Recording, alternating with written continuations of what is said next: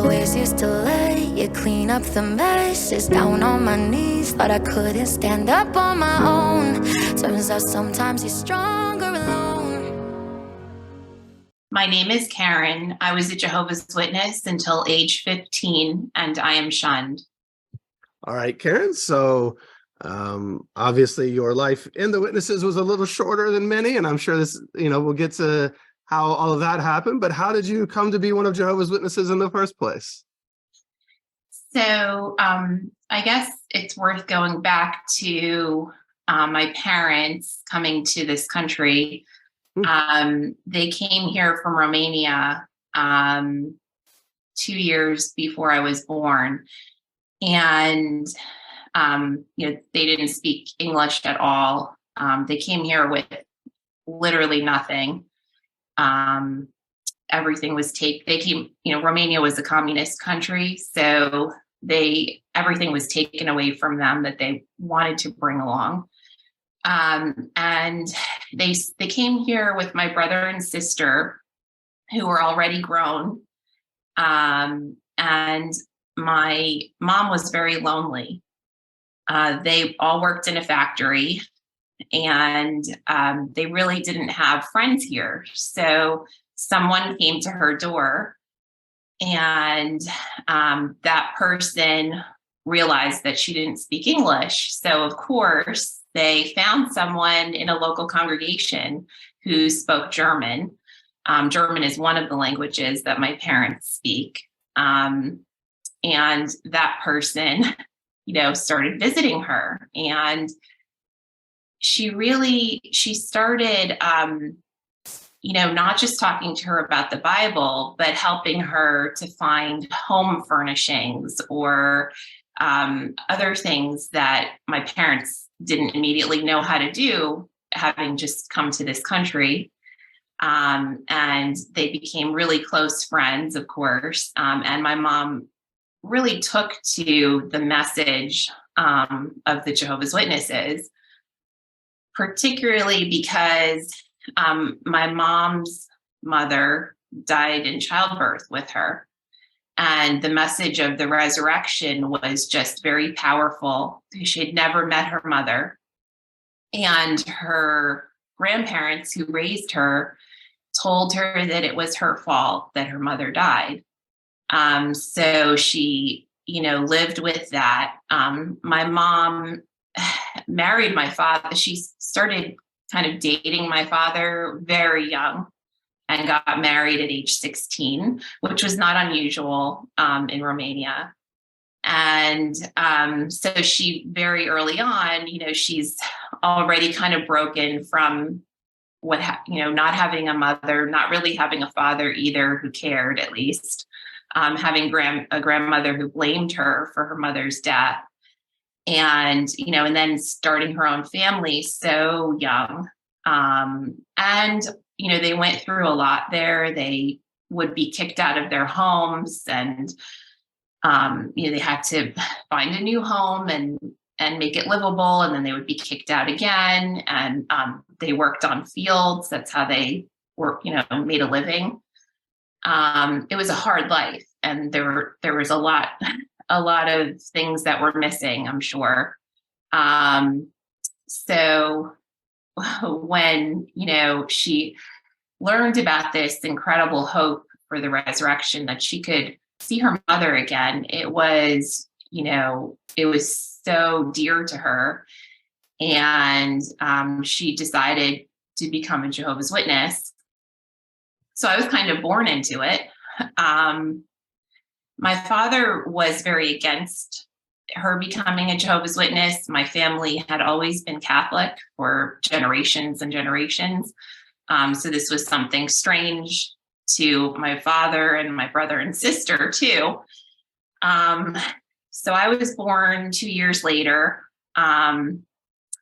My brother was 24 when I was born, and my sister was 22. I was definitely a surprise. Wow, that's a big difference. I'm 20 years older than my youngest sister. You got me beat. That's a big difference. Yeah. So, and for my mom, from where she came from, it was really embarrassing. So she didn't Mm. tell anyone that she was even pregnant for, I think, about 6 months. She was able to hide it. Um, so, but my parents were not unhappy to have another child. I think it was just a shock to them.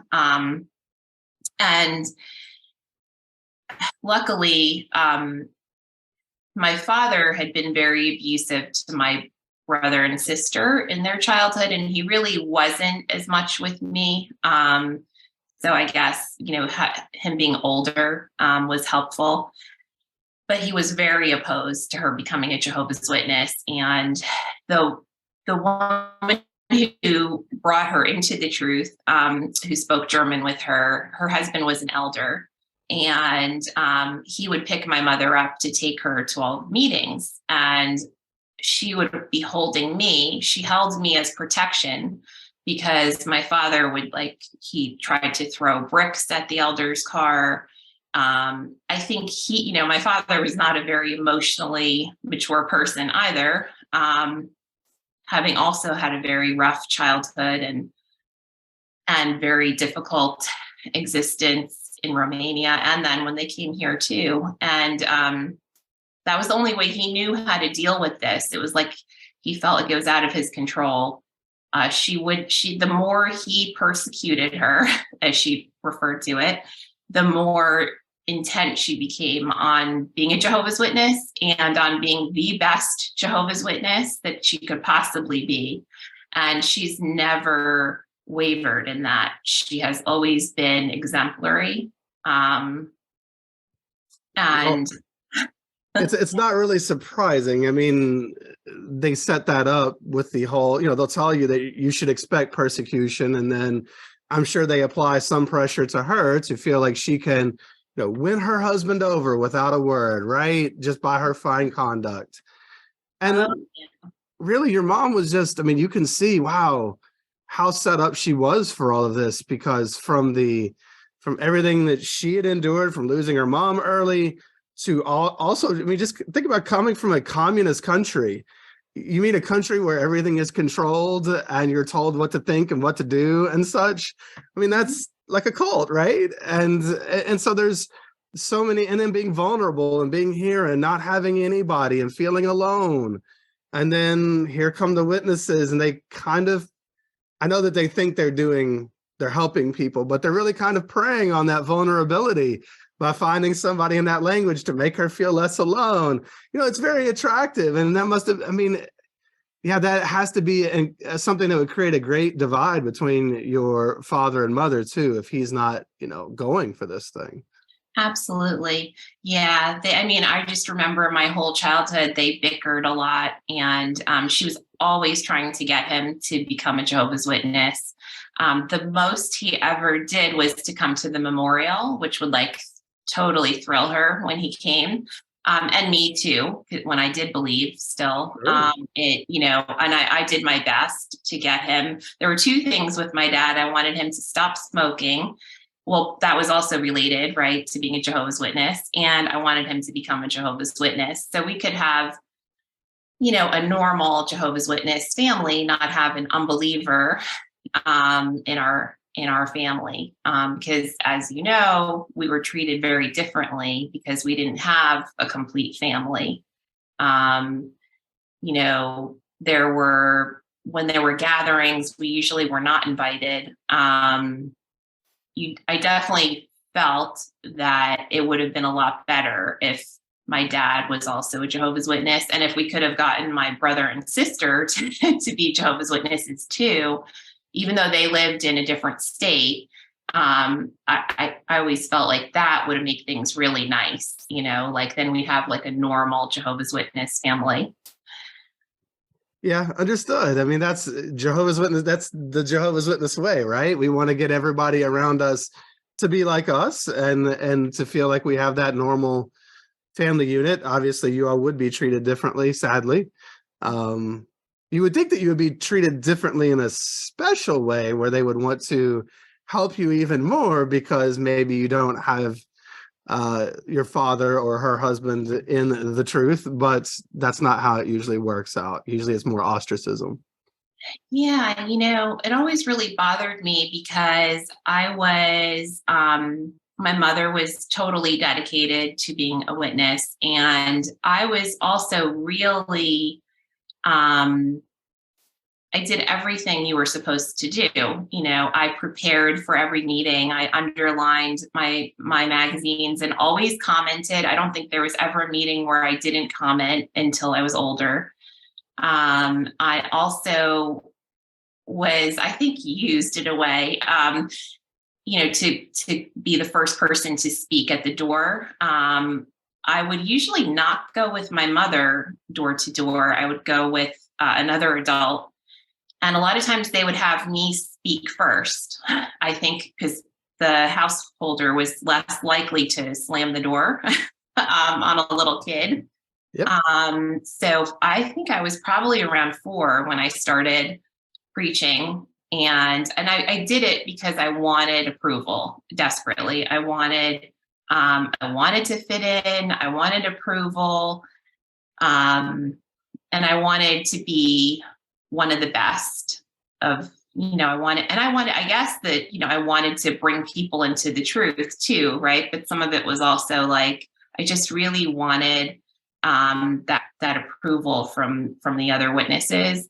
And I think I always sensed that there was something off because our family was not all Jehovah's Witnesses, and we were treated a bit differently.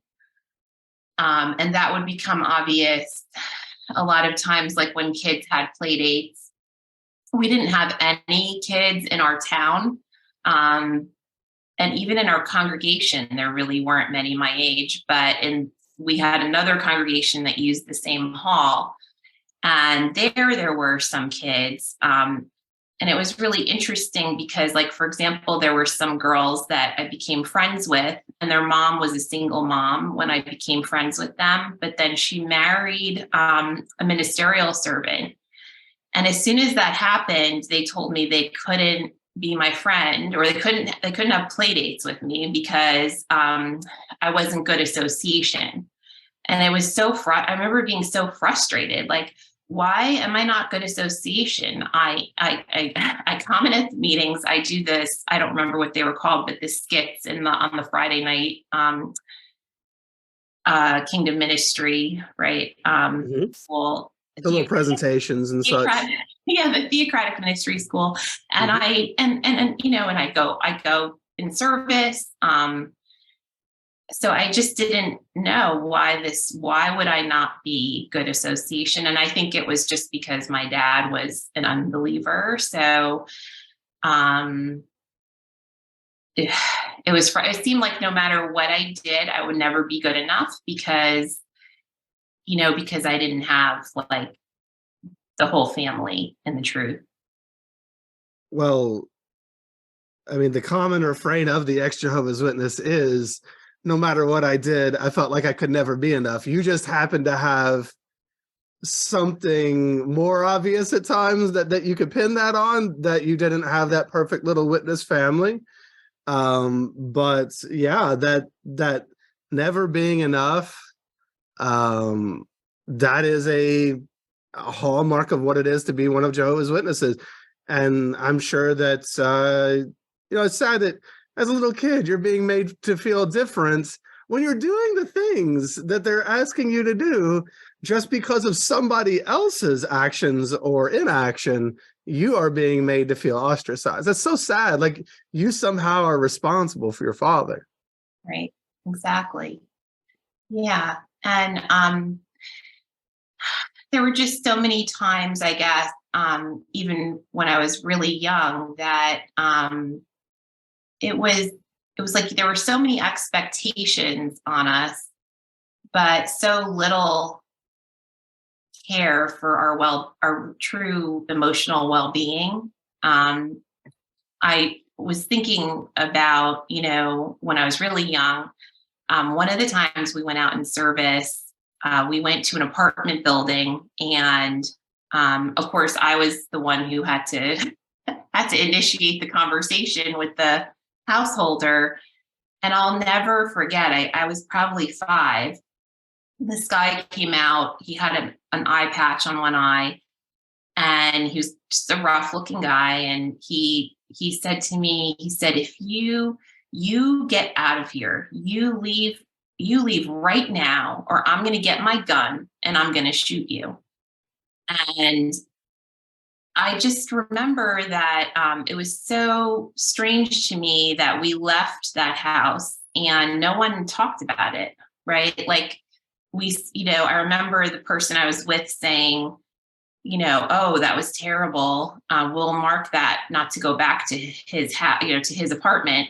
But like nobody thought about like, wow, that must have been traumatic for a 5-year-old to be told that she's going to get shot if she, doesn't leave immediately. And my mother didn't really address it. And it was left to just, having nightmares about it for years, and never being addressed. Right. It was just like, yeah, well, you see the lack of emotional intelligence.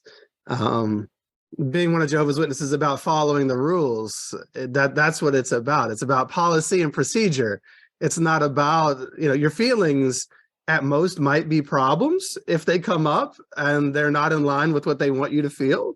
So yeah, your feelings are never really safe in that environment. I mean, who wouldn't see that a 5-year-old confronted with, a guy with an eye patch who's already probably kind of intimidating, just looking different to a 5-year-old kid, and then saying, I'm going to go get my gun. You don't have to be a professional psychologist to realize that might shake up a kid a little bit. Yeah. And that wasn't the only time where we went into situations that were just probably not safe. I think we were just lucky that nothing really bad happened. But, I do remember my mom had a Bible study with a couple who had addiction issues, and they had quite a few little kids. And you go into the apartment and it was just, a horrible, horrible smell, and kids who were not taken care of. And, really they needed help different than the help we were there to provide. And, there were a lot of situations like that when I think about it, where I don't even know if it was safe for us to always be where we were, but she was so intent on having Bible studies, and it was difficult for her. It's difficult for all of the witnesses to get enough return visits and enough Bible studies, right? And it's a big deal when they get one. And so we were often in situations that were probably not great, right? Oh, as you're talking, I'm thinking back. Yeah, I remember my parents studied with some people, a number of people, very odd characters, and we were put in, as kids, sitting in their houses in these dark, sometimes smelly, just really neglected environments, I'll say that. And with kids running around like you're talking about, no clothes, running around wild, like just some really sad situations. We weren't social workers. We were there with a watchtower and a wake or a Bible book. And it really, I'll never forget those places and some of those people. We had one who robbed from us. It was just, we were put in unsafe situations as kids doing that work. Like you mentioned a second ago, it struck me because you said you weren't working out in service with your mom a lot. You were working with these other brothers and sisters. Yeah. Today with what we know about CSA inside the organization, and the organization will say things like, well, kids are never left with other people. Yeah, they are all the time.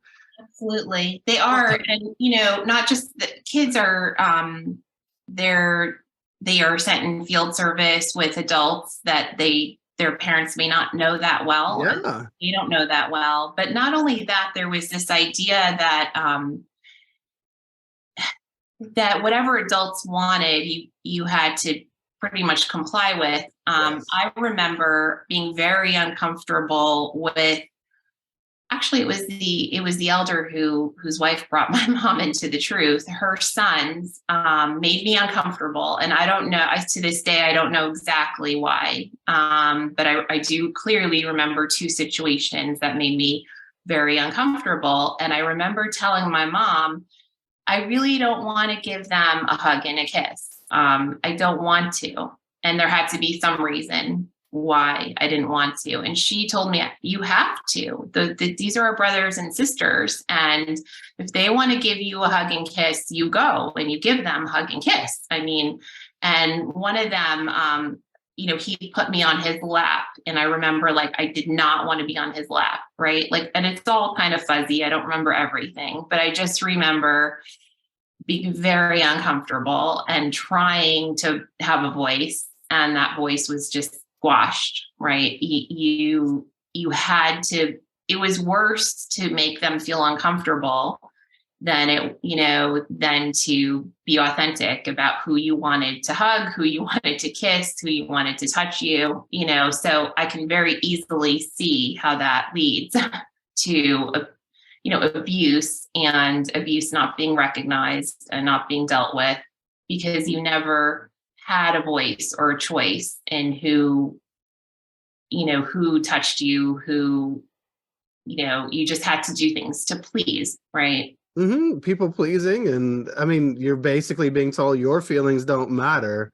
The feelings of adults, we have to keep adults happy more than children, and that you must comply with whatever they want you to do, which is a very, very dangerous precedent when you're allowing your kids and putting them, to be with strangers all the time in their cars, going out in service and such, or around at the meetings. You don't know where they are at the Kingdom Hall, or when they're just out in field service with going into these houses with people that were deeply, deeply unsafe at times. I mean, so man, my parents, every time they had a Bible, got to the point where as an adult, whenever my mom would say I had a Bible study, I would say, how crazy are they? And I was still a Jehovah's Witness because they only studied with people who were often, and today I'm not a huge fan of that word crazy, because we're just talking about hurt people or people with mental illness.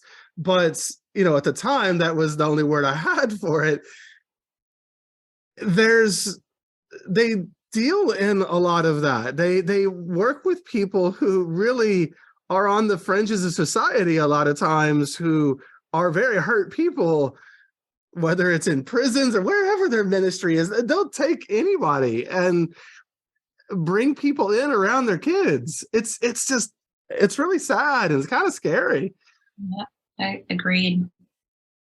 So looking back at your life, so you're being put in these positions, you're going to the meetings, there's little kids around, but maybe you're not able to fit in yourself in some ways because of what your family structure and dynamic is.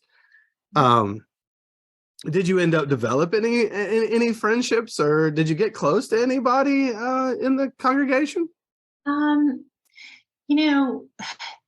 The friends I had were in the other congregation that met at the same hall as ours. And it was really, I never felt like a super close friendship with any of the girls that I was allowed to have, I guess now we would call them play dates with.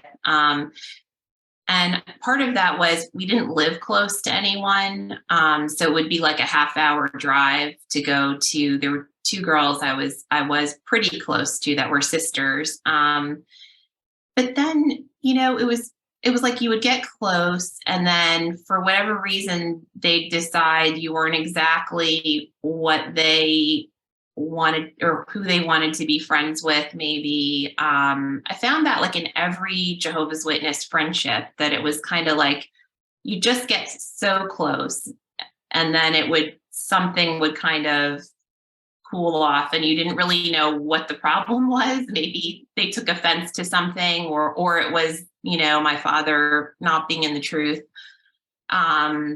Something kind of would bother them. So I can't say that I had any really close relationships. I did have a sister in our congregation who took a special interest in me. She was a pioneer, and she and my mom decided that I needed to have an additional Bible study every week. So maybe she did take an interest because my father was an unbeliever, and maybe that's why she suggested it. So she would come to my house every Tuesday after school, and we went through different publications. And it was just like having another book study, basically. And she got very, like, I don't know what the right word is, possessive or protective or something. She would have me sit next to her in the Kingdom Hall. She wasn't married. She lived with her parents. And there were good parts of it and bad parts of it. Like, I guess I felt special that she was giving me a lot of attention, because I did not get a lot of attention at home. But it also felt a little weird. Like, even during the meetings, she would like put her arm around me and be like, soothing me or something. It was just a little weird. Nothing went totally over the line, but it was strange sometimes. And when I really did have problems that I wanted to talk to her about, because I was severely bullied in school, she totally dismissed it. She just gave me the turn the other cheek, preach to them. She just didn't, there was no empathy for what it feels like to be, systematically bullied every day that you go to school.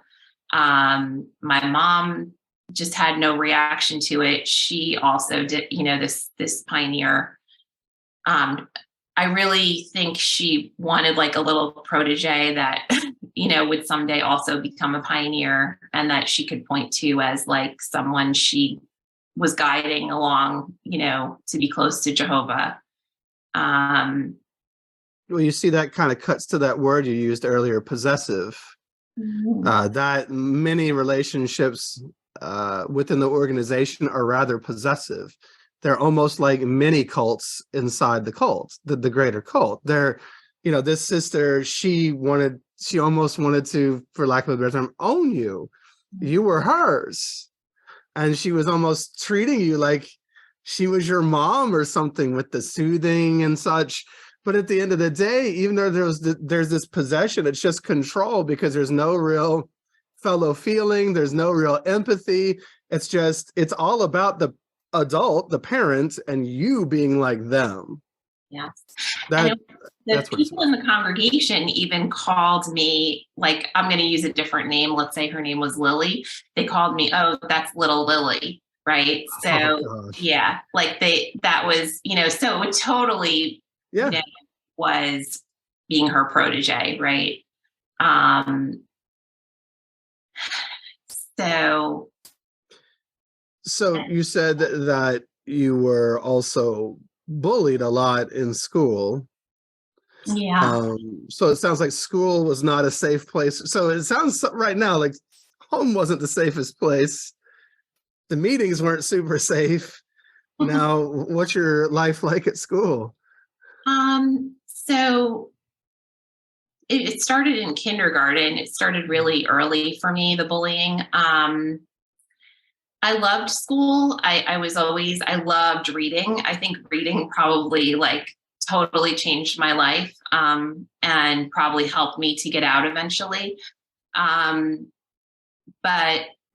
the bullying started in kindergarten. My mom would go every year at the beginning of the year and talk. I'm sure most Jehovah's Witness parents did this. She would go talk to the principal and to my teacher to make it very clear that I could not be in the classroom for any birthday celebrations, and I couldn't salute the flag, which was, of course, a daily occurrence, right? So it's like pointing out every day that you're really, really different than the other kids.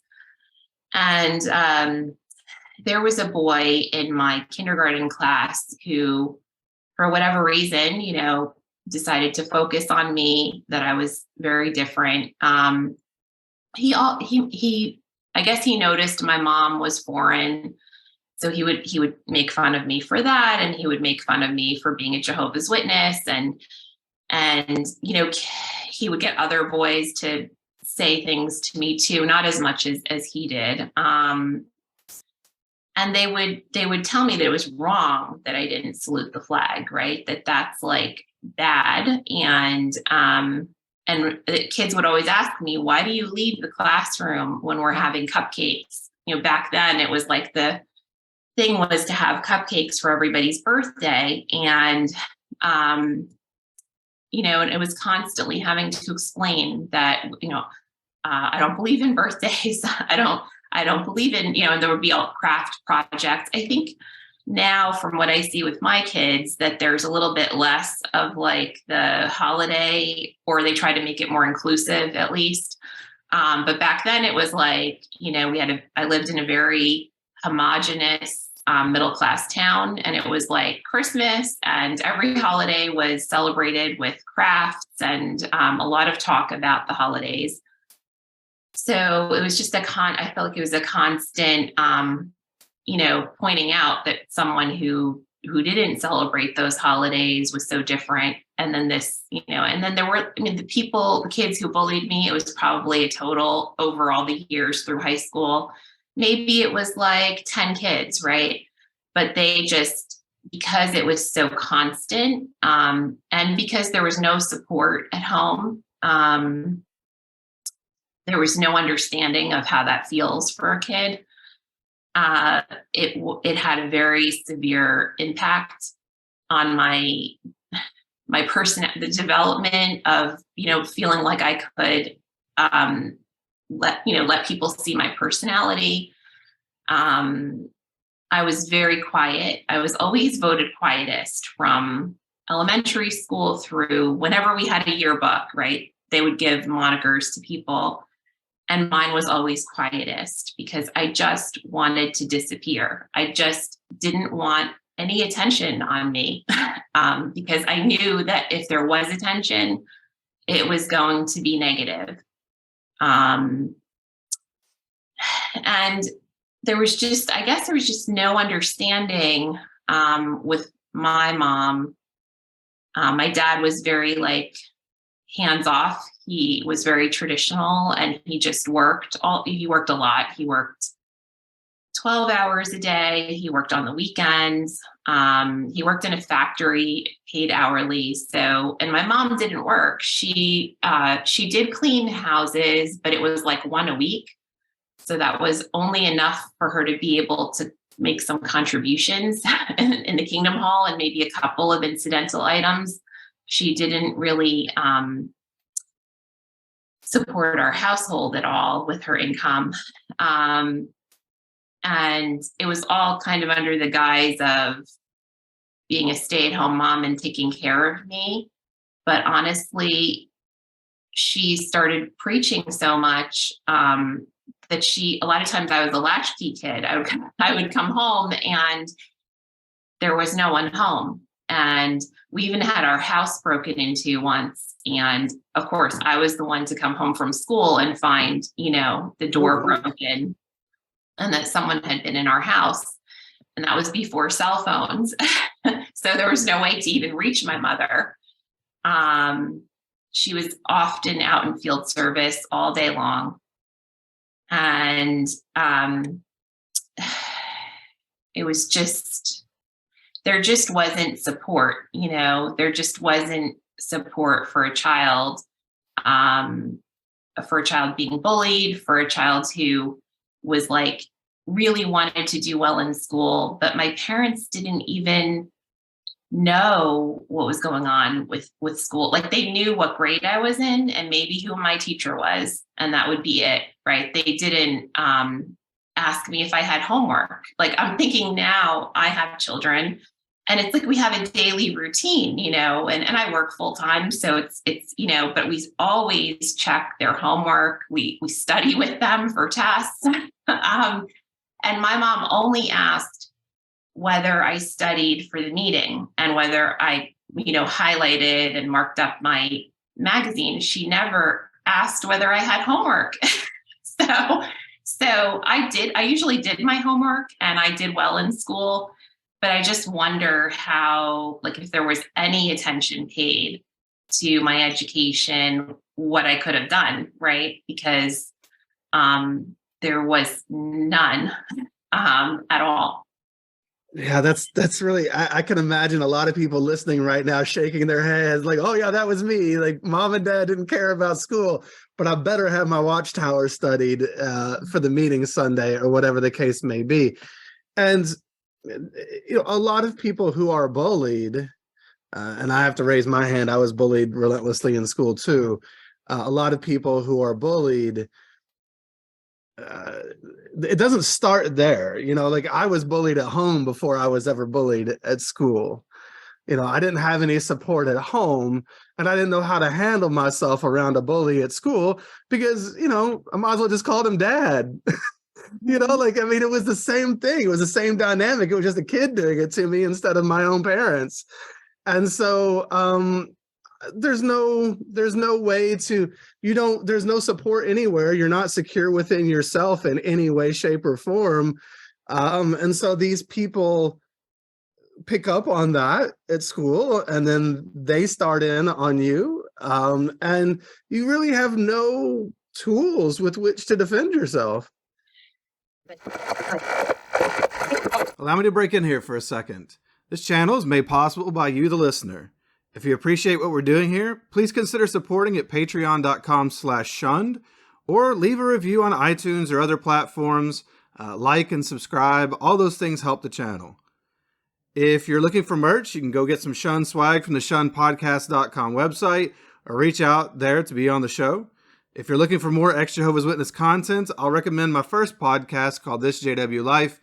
You can find that on podcast apps as well as YouTube. And if you're feeling stuck in life, struggling to find happiness and community, maybe you're haunted by the past, beating yourself up, unsure of who you are or what you even want out of life now that you've lost this one identity that was given to you by a cult, reach out through my other sites like exjwhelp.com, that's exjwhelp.com, or storyworkscoaching.com. And let's see about working together to help you find a life that fits you and who you are, maybe for the first time ever. And now, back to our guest. It's true. I think, there was no, and sometimes it's hard to separate like how it would have been if we weren't Jehovah's Witnesses versus like just who my parents were. I don't think I would have had a great childhood either way. But maybe maybe my mom could have learned like how other parents support their kids, but she didn't have any relationships with non-Jehovah's Witnesses. So she was only learning from them, the right way to raise children. And plus add to that, like, that it was totally acceptable in Romania to beat your child, right? Like totally acceptable. So I just always remember being scared. I was scared in the Kingdom Hall because she would pinch me constantly. So even when I was giving a comment, if I said, it was a big trigger for her. Was like, you get a really hard pinch for, so, so it was just, I felt so, tight, locked into a box of what I could and couldn't do, and like scared that I would do something that was not acceptable, even the slightest thing like saying because in the Kingdom Hall, she would pinch me. I was taken into the bathroom a couple times too. I don't think I misbehaved very much, but I must have slightly misbehaved. And that was fine, right? It was totally acceptable to take kids in the back, spank them, embarrass them. It was fine to pinch them. And I had heard this on other people's episodes, and was like, "Oh my God, that's a Jehovah's Witness thing. I thought it was my mom thing." Oh, the pinching. This way I can hurt you without other people noticing, without even leaving my seat. Right, exactly. Yeah. So that was I mean, always there. Always. saying is a pretty egregious thing. You know? It's a really big sin, for which It's such a wild overreaction to something, and you see that, you know, you've already mentioned the lack of empathy. It's really just about control. There's not.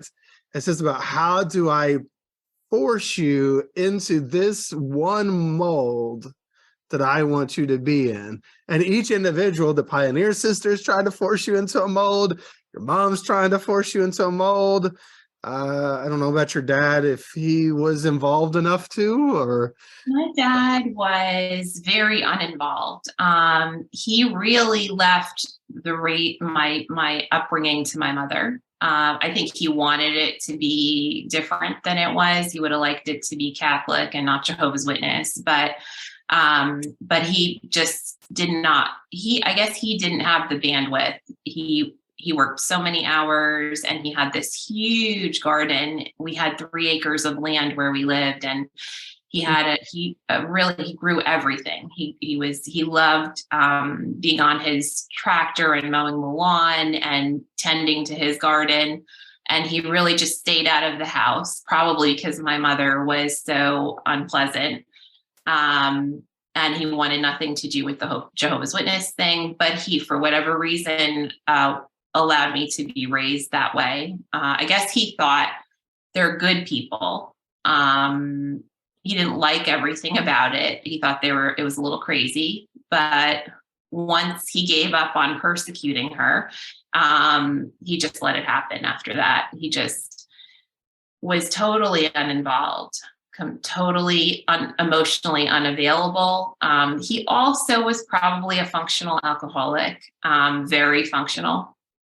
He would drink alcohol in the morning before he went to work. He went to work very early. He left at like 6 in the morning. And he would drink as soon as he got home, and then he'd have dinner and he'd drink again. He did all his drinking in the basement. But he never got drunk. I think I saw him drunk once, maybe. But I'm sure that still has an effect on a person and on how much they want to interact with others, including their child. So yeah, he was totally hands off and let my mother do everything. And she was very, very controlling. She would have been, even if she wasn't a Jehovah's Witness, but she had like very strict standards about the cleanliness of the house. For example, if I ever didn't put my shoes away exactly where they needed to be, she would throw them at me, like at my head, not even just like a threat. And everything was like that. It was like very strict standards of what should happen at what time every day.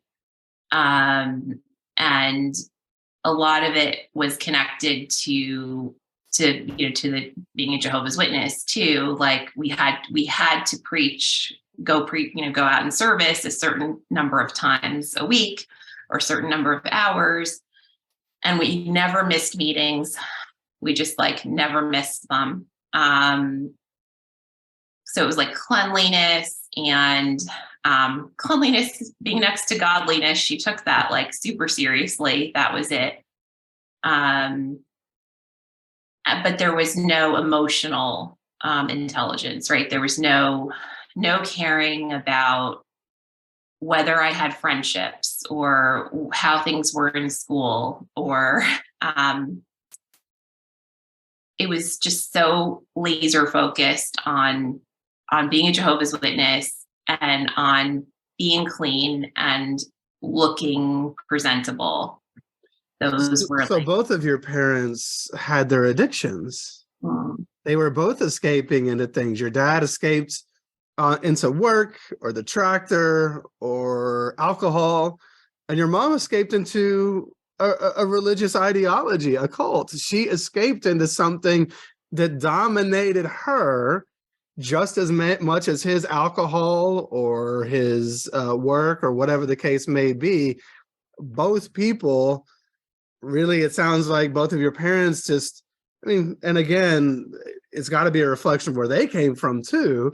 It's not like this came out of nowhere. They were raised in perfectly healthy ways and then suddenly lost the path. They just never had the path, and both people are very hurt and they didn't have any good tools, and so they both escaped into an addiction of one sort or another that led them sadly to neglecting their own kid, because you were the person being left out in the middle.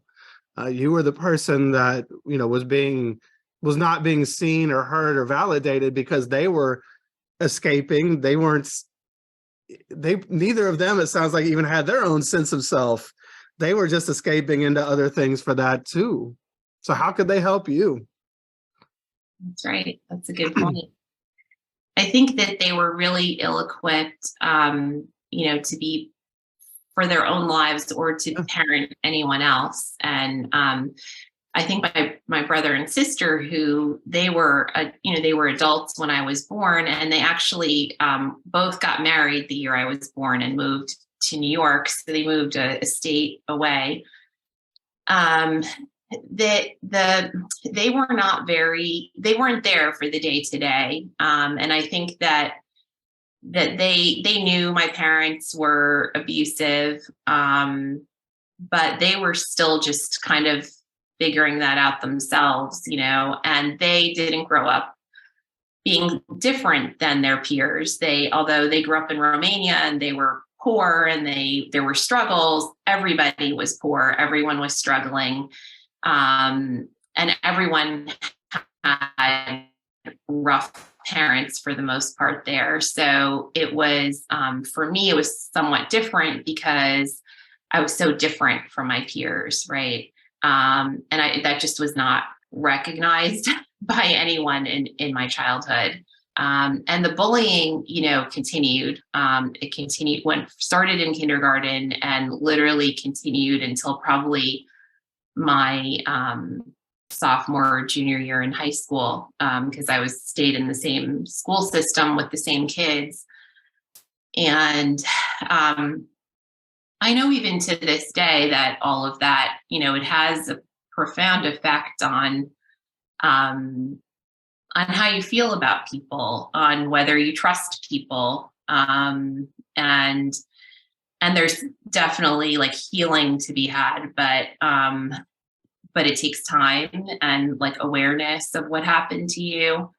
But at the time when I was living that, it was just, I remember if I ever came across sweepstakes or any kind of like thing I could sign up for, I always signed up, even though I think it was wrong, right? We weren't really allowed to do that.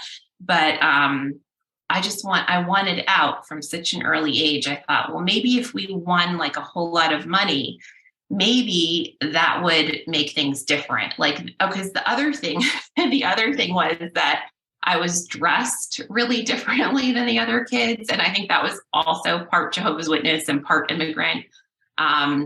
My mom didn't allow jeans at all. And back then that was like the 80s, like the... oh, heck yeah. Jeans were everything.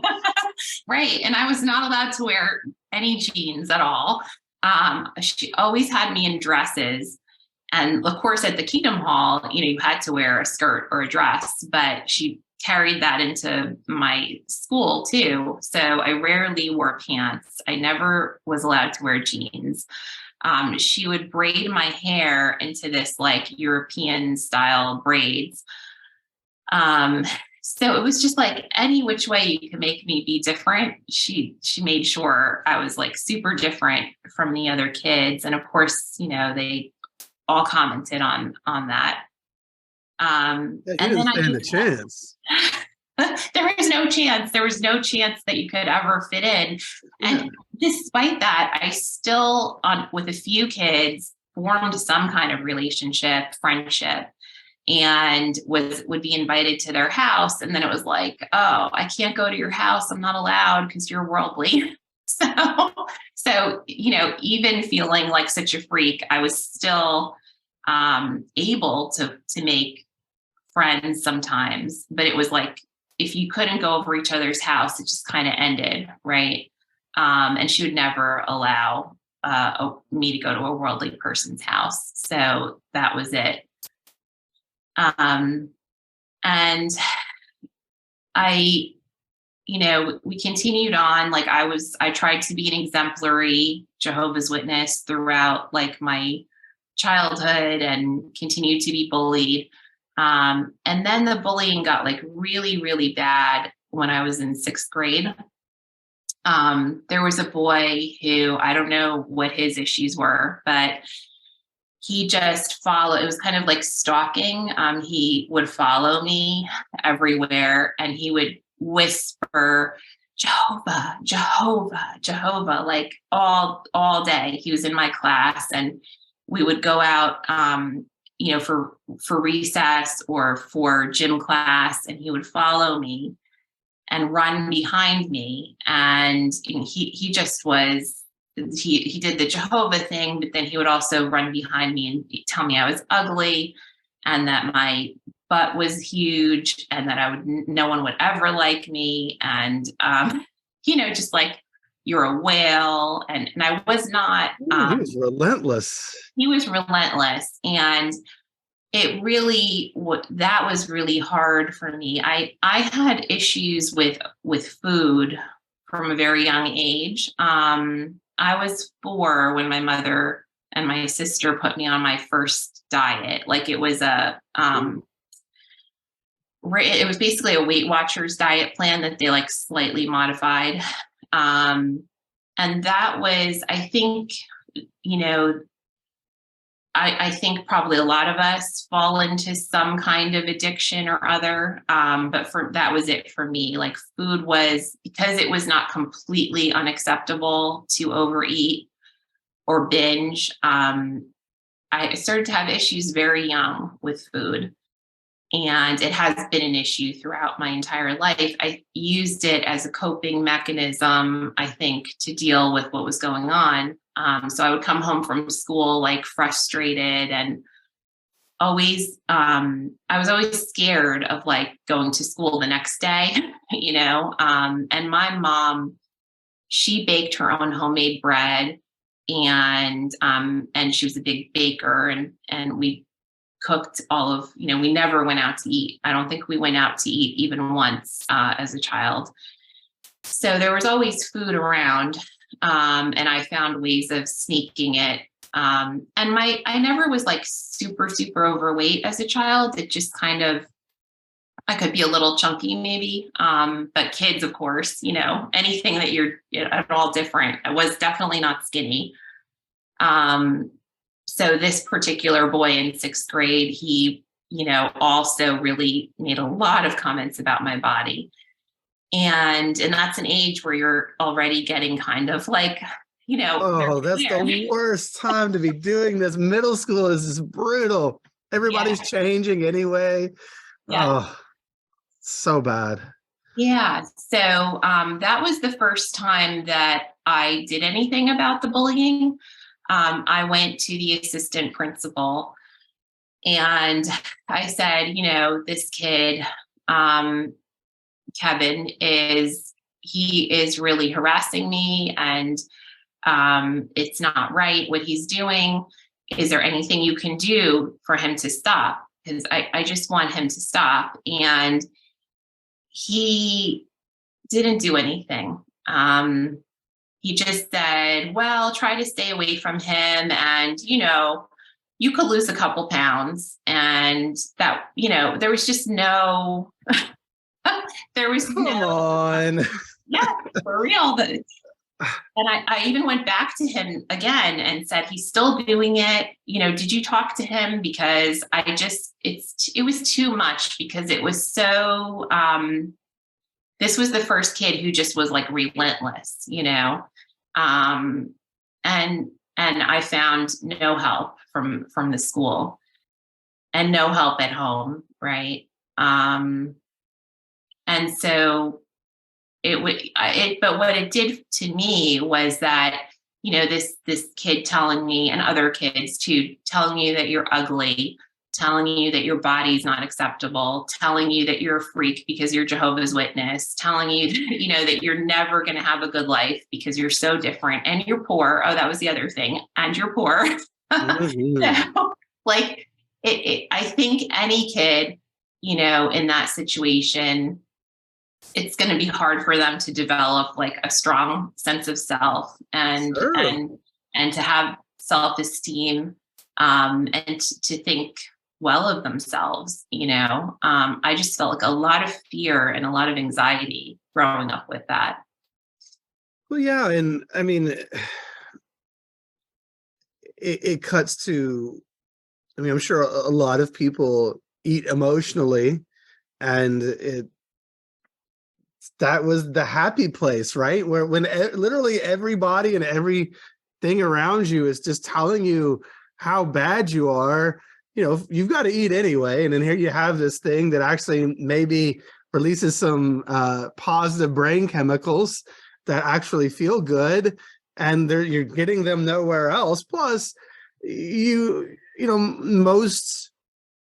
a lot of eating disorders are really about control. It's about, I feel out of control everywhere in my life, but here's this one thing that I can control. Now, again, we can all look from the outside and see that that's kind of out of control itself, but it's the one thing, I can control what goes in or out, right? And, that ends up being a big part of the process, because so many of us, and that's honestly a fairly common thing among ex-Jehovah's Witnesses, or probably active, they wouldn't talk about, but eating disorders and such, because it's such an out of control environment. Literally everyone and everything around you is trying to control your every second, your thoughts, your feelings, your actions, and you just try to grab it wherever you can through self-harm or whatever the case may be, trying to find anything that is just yours. Mm-hmm. Which is a really sad way to grow up. It's just so unfair to all of these kids who have no other tools. Yeah. No one's Yeah, teaching you anything. I think that eating, binging, and dieting too, right? Like Yeah. controlling, because I also would like lose lots of weight and be thin, and then maybe I'd start binging again. It was kind of up and down all of the time. But you're right, it was a way to like be able to control something in my life. And I think I used food, and maybe sometimes, because my mom wasn't home a lot. She went out preaching a lot.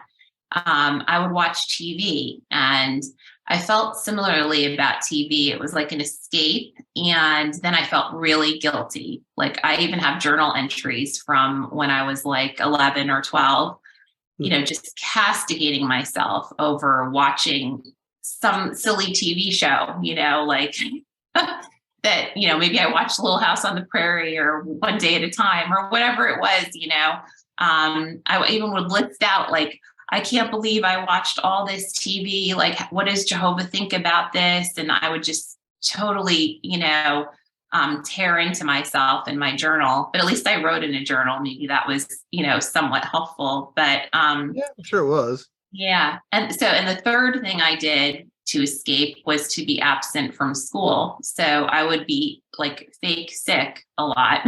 And my mom never questioned. She never questioned it. Like she had to have known I was not sick that much. And I'm not even a person, like even to this day, I barely ever get sick. So it's just really, it was crazy that she just was fine with me staying home, and I would be home alone. And I knew I was going to be home alone because she would go out in service. So that would be like time I would get to myself, and I could watch TV. And if I wanted to, I could also eat something that I wanted to eat. And it was like my time, right? It was like just for me. It was your little way of self-care. Mm-hmm. You're not getting care from anywhere else. No baby pops out of the womb castigating themselves from watching TV too much, or whatever the case is. That's a reflection of the people around us and the messaging that we're receiving. And it's just so sad to see kids so hard on themselves, coming from such just a relentlessly abusive environment. Mhm. Yeah, it's interesting. I look back at it now, and I think about, like, if my kids were doing something that I did back then, how I would deal with it, and or if they were being bullied, or if they, it's just such a different mindset from what the feedback I got from adults in my life. And um it's something that I still work on to this day. And I guess I can talk more about that later too, like things that have been helpful in dealing with all of that Sure. stuff that happened. Sure. So really, there's kind of no safe place here. Not actually, I think I might actually have another episode entitled "No Safe Place." I think that might have been the title I settled on, just because this is sadly a reflection of the environment that most of us grew up in, where there really wasn't a place of safety. So I guess, how do things transpire? Because I know you were a witness till you're 15. So are you baptized somewhere in here? What happens? Yes. So it's really interesting. I was baptized at 12. I didn't think that was young at the time, but now I'm like, wow, that was. My son just turned 12, and I'm like, wow, I can't believe that I did that when I was 12. So I was always at least on the outside, I was an exemplary witness up to that time. And it just felt like the next step. And I was being told basically that the next step is to get baptized. And of course, you're given like the questions and the prayer to go through. And I certainly did not understand what the implications would be if I ever got disfellowshipped. Had no, that wasn't even a thought in my mind. Well, what 12-year-old understands that? Right. And you're not told, like, oh, Yeah. Part of this entails that if you, break a rule and you're disfellowshipped, you're going to be shunned, right?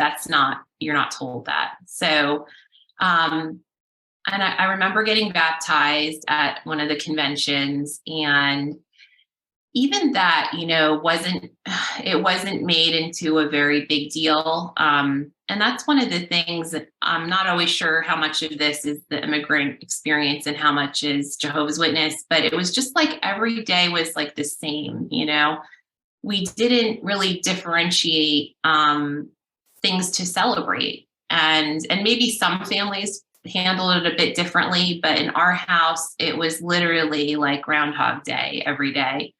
That's Jehovah's Witness. That's a common experience. Yes. Yeah. So even getting baptized, it felt like it should be a big deal.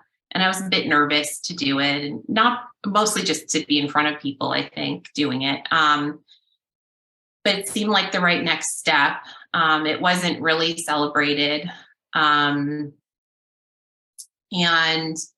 from, what's interesting is, though, like shortly after was when I started to have doubts. And it was almost like intrusive thoughts at first, where I'd be in the meeting and someone would be saying something on the podium, or there'd be something in the magazine that I'd go, that's weird. I don't know if I believe that. But then I would be like, oh my God, I wonder if people could hear my thoughts. Like, it got really crazy for me. Like, I don't know why I thought people could hear my thoughts as a child, but I did. Well, they especially at the would. meeting. I mean, maybe that is a little farther than maybe some might have expressed it at the time. But I mean, didn't they tell us from the platform? I mean, first of all, Jehovah knows your thoughts and can read your heart. But second of all, they're always telling you that if you have these thoughts that go against the grain, so to speak, that it's dangerous and that eventually, like you'll be giving a comment at the meeting and just blurt something out because Jehovah's Holy Spirit will force this out of you so that everyone will know your secret shame. It's just so intense that, yeah, I could understand why you might start worrying that people could hear your thoughts, so to speak.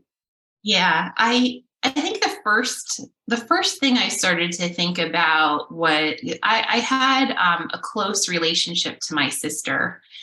And it was not easy to maintain that. She lived in a different state and she had her own children that she was raising.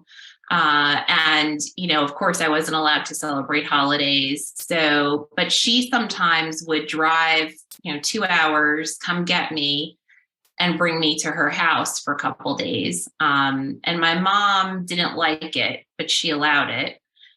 And this went on for a lot of my childhood.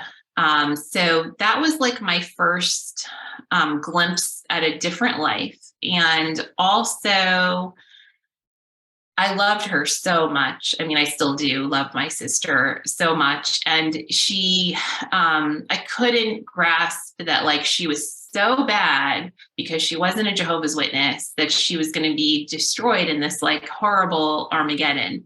And my brother too. I wasn't as close to him, but I felt the same way about him and his children.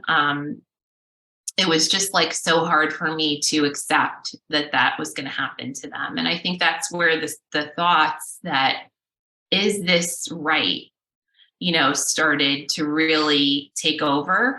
And then when I really decided, I don't think this is right, then I started questioning everything.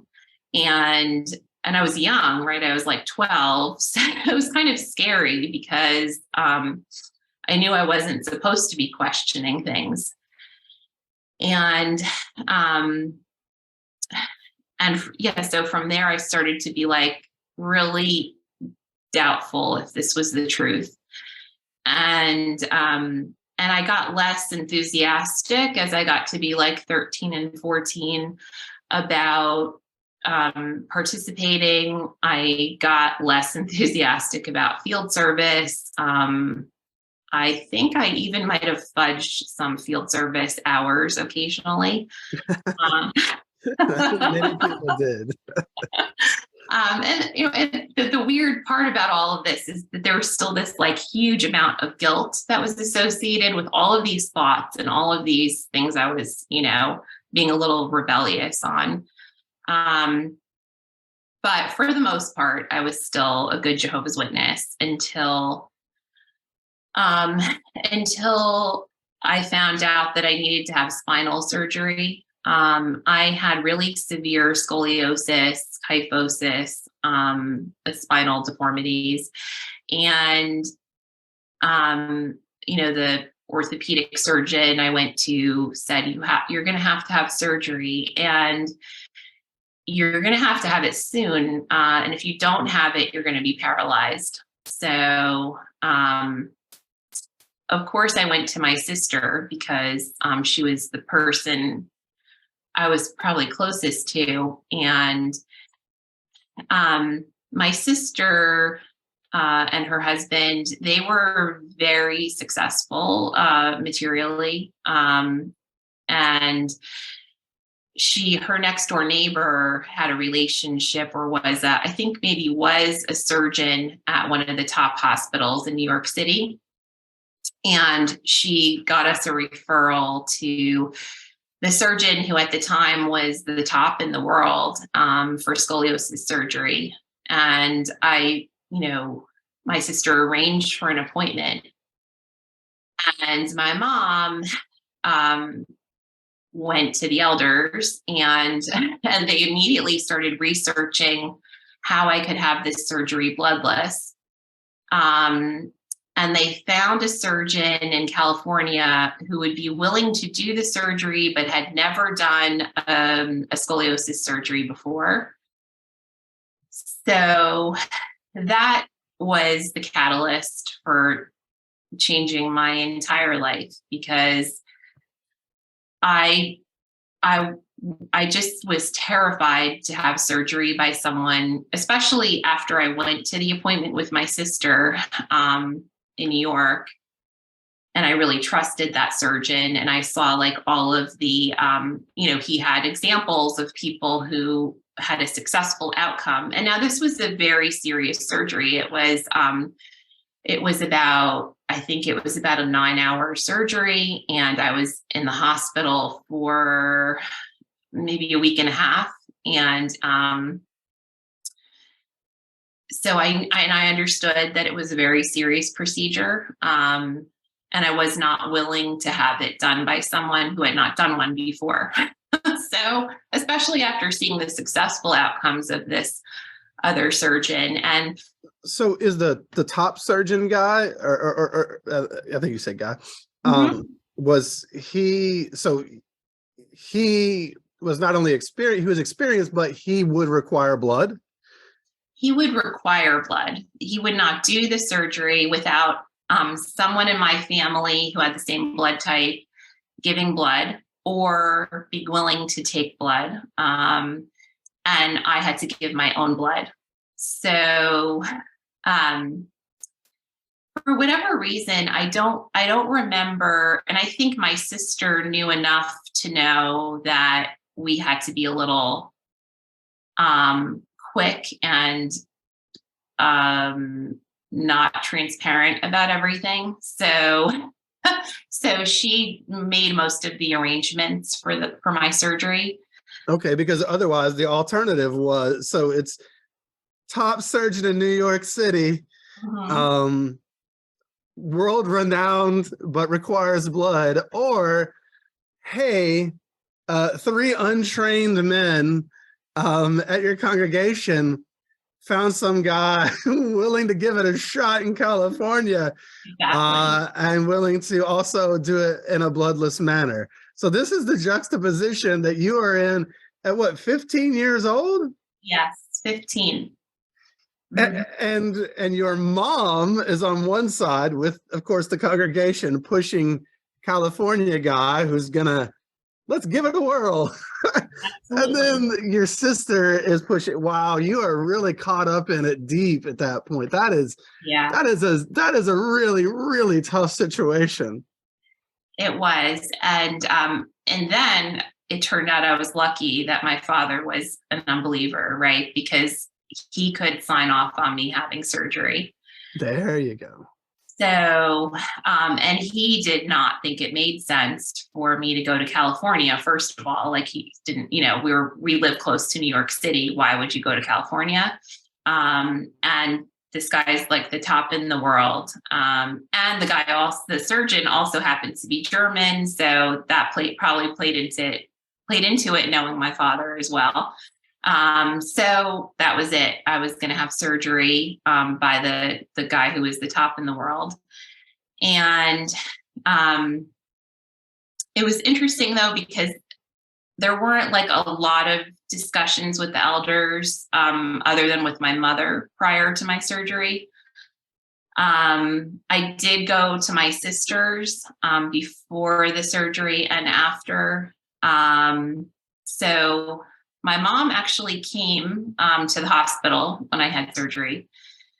And she was the one who reported back to the elders that she saw a bag of blood. And I think what happened was that they used my blood. I don't think they even used my brother or sister. And they circulated it through some machine, and it went back into my body. And I had, you lose a lot of blood in that type of surgery. So. Yeah, but that's supposed to be, well, I don't know if it was in that year, but today, exactly. As long as it's a closed loop, that's supposed to be fine. Mm-hmm. Yeah, this comes up later for me because I did write a letter a few years ago to the elders about that, because I'm not sure if what I did then currently would even be grounds for disfellowshipping, because it was circulated through machine and put back. But, and they're right about this, I was willing to get blood either way, right? I was not willing to die. So I, you know, I knew that my brother and sister gave blood, and I knew that I also gave blood. So, and I honestly didn't care if it was going to go through a machine or not. I mean, at that time, that wasn't even like a nuance of their rules. So I knew what I was doing. I was leaving, you know, and this was like my way out. So I had the surgery. Afterwards, I didn't even know how to walk. Like, I had to relearn walking. I was in a brace. It was like a brace that went from my neck, and it was like molded to my body. So I was in a brace for over 6 months, and I wasn't able to go to school. I was in high school at the time. I had to be tutored at home. And as soon as I got back to my house after surgery, the elders started coming. And if my mother wasn't home, I don't even know if I could like make it from my room to the door to let them in. But when she was home, of course, she invited them in, and they came. You know, I was recovering, and they came to talk to me, and were very, I didn't have like your typical committee, I guess, because I couldn't go to the Kingdom Hall. I was Understood. recovering from surgery. So there were 2 of them that came to my house and talked to me and told me that what I did was just, a terrible sin against Jehovah. And did I understand that? And was I sorry for what I did? And I told them that I would do it again. I wasn't sorry at all. And and they were so disappointed in me, because I think it was hard for them, because this wasn't like the typical sins that they deal with. And because I really was an exemplary Jehovah's Witness. And one of the elders, like their son was, interested in me, had expressed that he was interested in me. And it had to be extra hard, because I think I was viewed as like someone who would be a full-time pioneer and would maybe someday be like an elder's wife. And even though I had an unbelieving father, I really, still was a great Jehovah's Witness in many ways. And I think it was shocking to them that I would have this like defiance and rebellion that they were not aware of, because I didn't do anything else that was like, against the rules at all. And I felt really that they almost couldn't handle it. It was like a shock to them. And they really didn't talk to me very much. It was like, do you understand how bad this is, and that you're going to be disfellowshipped? And I said, I do understand, and I'm not sorry. And that was it. And they came a couple times, but it was like the same conversation every time. These are grown men going into a 15-year-old's bedroom because she can't walk after a surgery. Mm-hmm. Grown men that your mom is letting in to come in there and shame you for being alive. Right. That is so intense for a 15-year-old girl to have to lay there and take that. And once again, you see the lack of emotional intelligence. Mm-hmm. First of all, if you got a problem with it, well, I mean, it's all ridiculous, but if they have a problem with it, let the girl heal. Let her literally get on her feet. And then if you have a discussion to have with her, have a discussion. But they don't, I mean, they can't even like fathom that you would want to, I don't know, live. I mean, come on. How tone deaf can you be? This is the kind of stuff that I wish, like authorities and charities, commissions and such knew about. Like, do you know that these people are going around bullying children in their bedrooms? Like, how are they a charity? This is Right. so absurd. In no other context would you ever hear this story and think it was normal on any level. People would be appalled. No, and it wasn't just them. There was one of the elders' daughters came to my house too, and she had heard, I guess, that I was going to be disfellowshipped and that I wasn't sorry, and it was like she could not understand, first of all, how I did something like that, but then how could I not be sorry, right? So she came to my house. And she had always kind of bullied me, this girl. Her name was Wendy. She was a bully from when I was really young. But it would be little things like she'd make fun of my clothes or like whatever. She's older than me.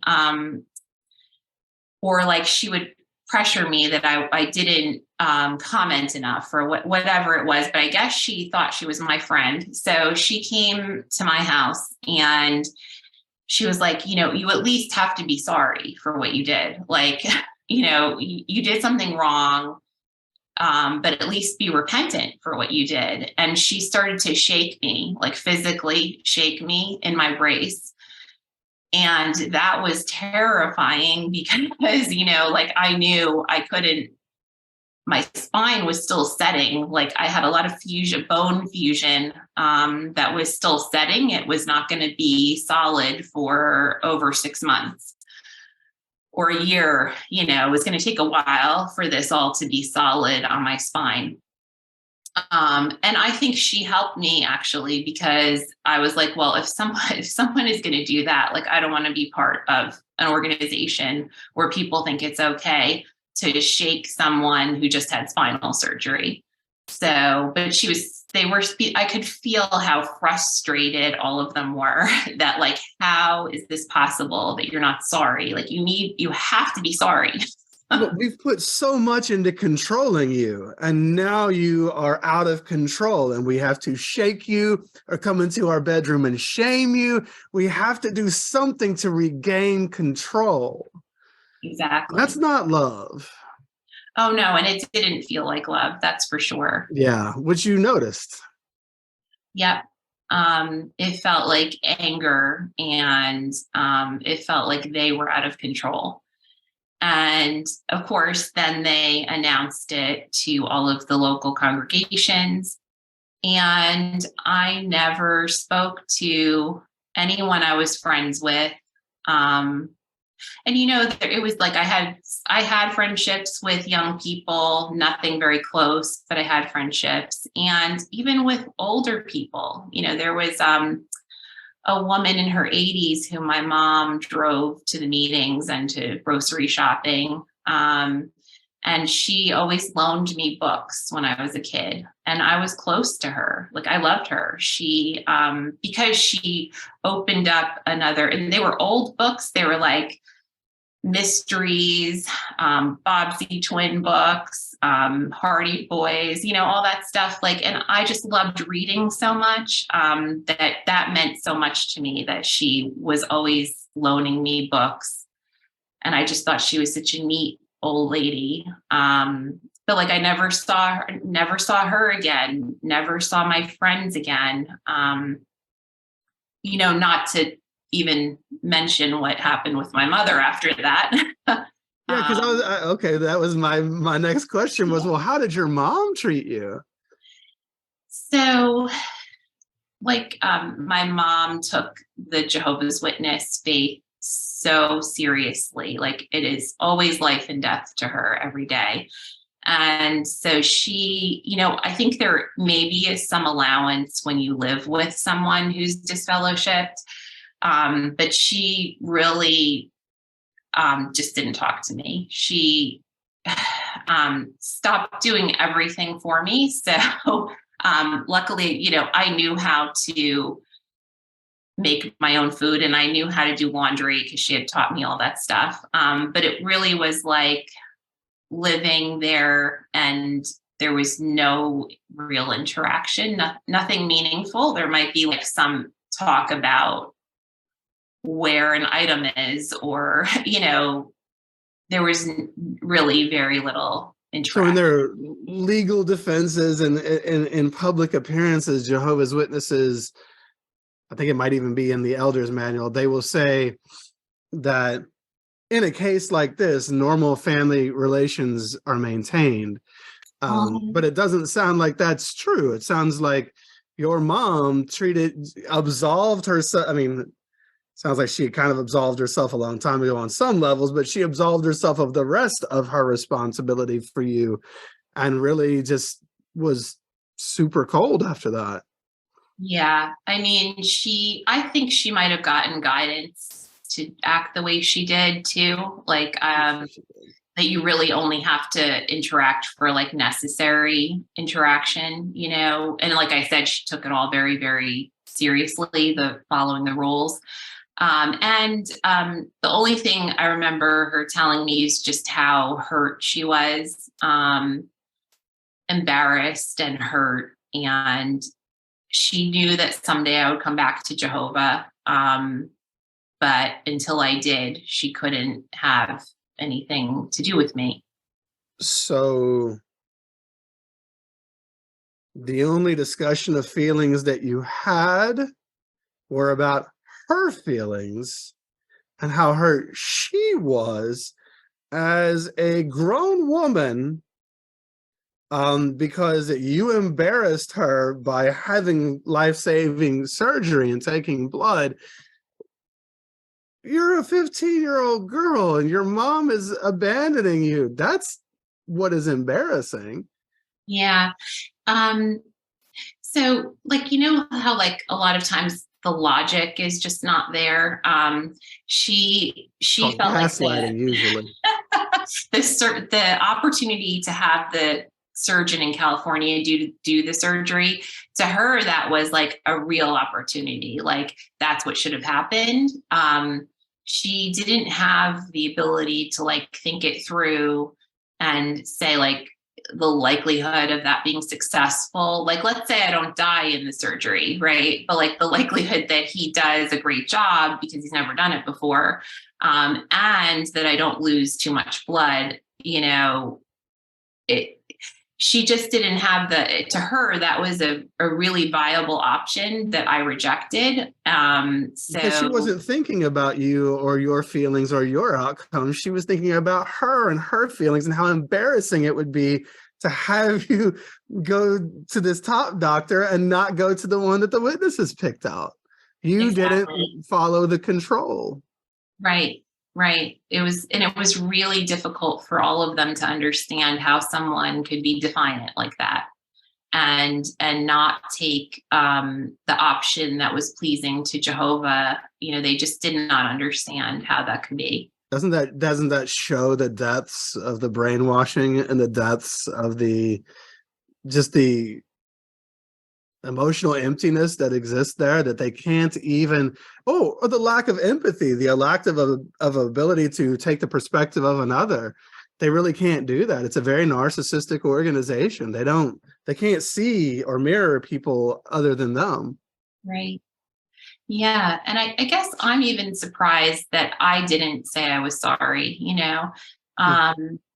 I think I just really wanted out. When I thought about going back to the Kingdom Hall and I knew I would have to sit in the back and people wouldn't really talk to me, but I could eventually like work my way back. All I could think about was how much I hated being in those meetings and how everything that was said, I was questioning, and what would be the result. Like in the end, I would I'd marry someone from the congregation probably, and my life would be very limited.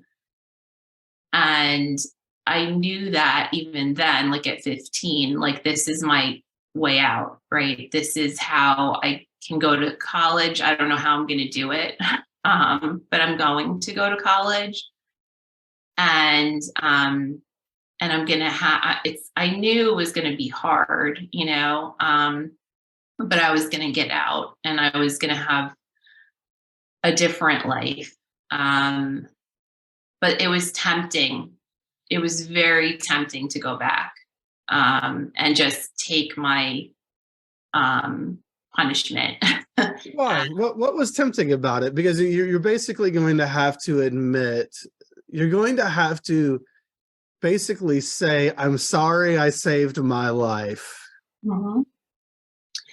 So what was it what was the pull to go back? I mean, I can imagine, but just for you at 15, what was it for you? Was it I think, even when you're coming out of being brainwashed, you're still brainwashed, and Sure. you still are afraid. I always was afraid, like, what if it's true? Like, I don't think it's true, but what if it is? And Armageddon comes like next month, and here I am, and I've made this huge mistake, and I'm going to die. Mm-hmm. And like, obviously I don't want to die. That's why I had that surgery to begin with. That's the whole thing that the entirety of the narrative plays upon, the fact that you don't want to die.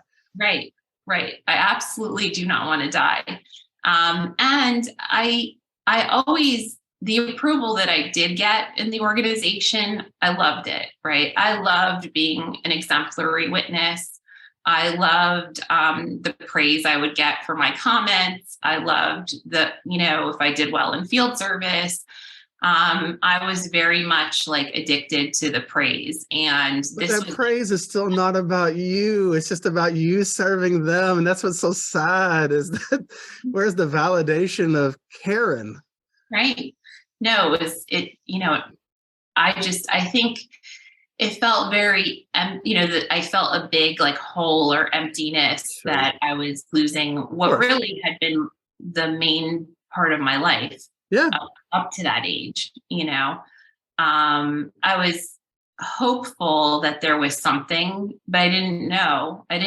Like, I always was so, even, up to this day, sometimes, like, it just seems like, gosh, am I gonna fail? And like all, this whole new life that I tried to build, it just felt like I was building it from the bottom, right? Like I was, sure. And it seemed insurmountable sometimes because, my dad was checked out. My mom was not speaking to me. I didn't have financial support. I had an example in my sister, but not, she lived in another state.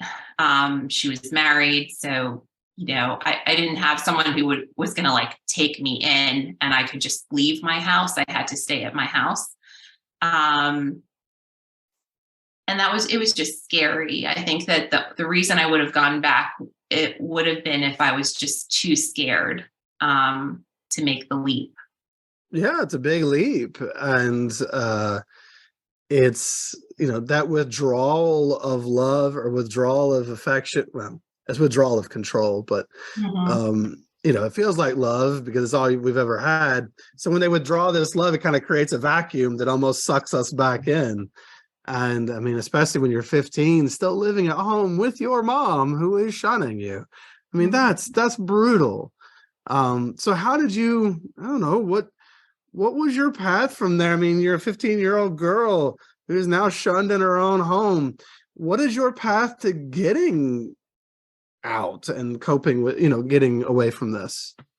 Yeah. So I was still in high school, and after I recovered, which took a long time from the surgery, about 6 months, and I went back to school, my junior year of high school. There were a lot of obstacles because my high school was like a regional high school. So you had to go on a bus And what I wanted to do, what I decided to do was that I'm going to go to college. Like that was my goal. That was my number one thing. Because I need to be able to support myself financially. My dad makes very little money, and my mom doesn't make any, and it wouldn't matter because she's shunning me. So I knew I needed to figure that out, and I didn't have the tools to figure it out. But what I did was I was very lucky that I made a friend on my bus, and I just did whatever activity she did. So luckily she wasn't like an athlete because I wouldn't have been able to do that. But she was into like the drama club and the different language clubs and Students Against Drunk Driving and stuff like that. So anything she did, I did. And she lived right by me. So her mom would drop me off. Because, we didn't have buses for those kind of activities. So that helped me to get a couple of activities on my applications when I eventually applied to college. I knew I figured out, like, I have to take the SAT. Unfortunately, we had guidance counselors, and I did try to talk to my guidance counselor about what was going on at home, but they were just kind of limited. I don't know why.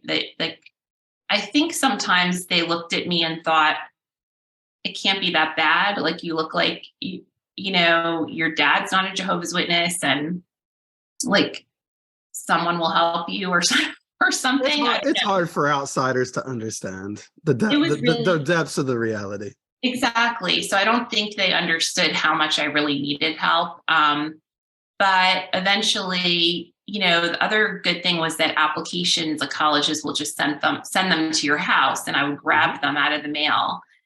And I started applying to colleges, and my grades were always good. So that was helpful. And I knew Jehovah's Witnesses in the congregation who were straight A students, right? Like never anything below an A. Anyway, I applied to colleges. I got into a few of them. And I accepted at our state university because it was the least expensive to go to. And I had gotten into like the most, they had different colleges as part of the state university. And I'd gotten into the one that was like the most difficult to get into. And I just accepted and didn't have any financial aid because I didn't know, unfortunately. And that's something I wish was different. I wish that schools were more proactive about helping people find aid because, a lot of kids don't have anyone who can help them with that. And I didn't.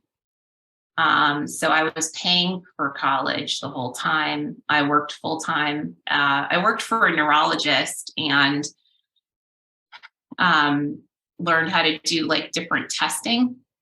I got certified to do these different neurological tests. So I would take classes really early in the morning, and then I would work in the afternoon and evening doing testing. And it was really hard. It was hard because I continued to live at home. So I lived at home from when I was disfellowshipped at 15 until I started law school in my 20s. So it was a really dark time for me because that's, like it's hard when you're being shunned, but when you're being shunned and you're face to face with it every day, it's especially depressing. And I did go through severe depressions. Well, sure. Mm-hmm. Yeah, I had in college, I had periods where it just all was like too much. It just felt like too much, like how am I going to pay for college? I desperately wanted to live on campus. I had made a few friends in college and, they lived on campus and I couldn't have any social life because I was going to classes and then working every day. So I just really wished I could live on campus, but I couldn't. And sometimes the depression took over. There was a period of time, and it actually, so it coincided, my most severe depression coincided with my first relationship, when we broke up. So that's another whole thing. There was just like zero education about it, not just, it's not even just sex. It's like education about relationships and how, how to be in a relationship, how to deal with a breakup, right? There was just nothing. And I was so unfamiliar with worldly people, they have different views on things, and on, especially in college, right? Like, different views on relationships. And it was hard for me because I wanted to put myself out there a little bit to experiences, but I was also terrified because I knew if I messed up, like if I got pregnant, or if I, got in trouble or anything, like there was no leeway for that. I needed to make money so I could go to school, so I could eventually fully financially support myself and live on my own outside of like a house where I was being shunned. And so I couldn't open myself up to many experiences. Like dating someone was a big deal for me. That was like really opening myself up, because I was so scared of like one wrong move is going to ruin everything. And unfortunately, my first relationship kind of did. It was the fact that we ended up breaking up. I took it really badly, and it took me way off course. I stopped going to classes for a while. But what helped was that I sought help. I went to the campus center for mental health, and I didn't get help right away. Like there was a therapist and a psychiatrist who really weren't that helpful. They put me on medication, which it just didn't do anything for me. And somehow one day my appointment was with a different psychiatrist, and I went to see her, and she delved more into like what was going on with me.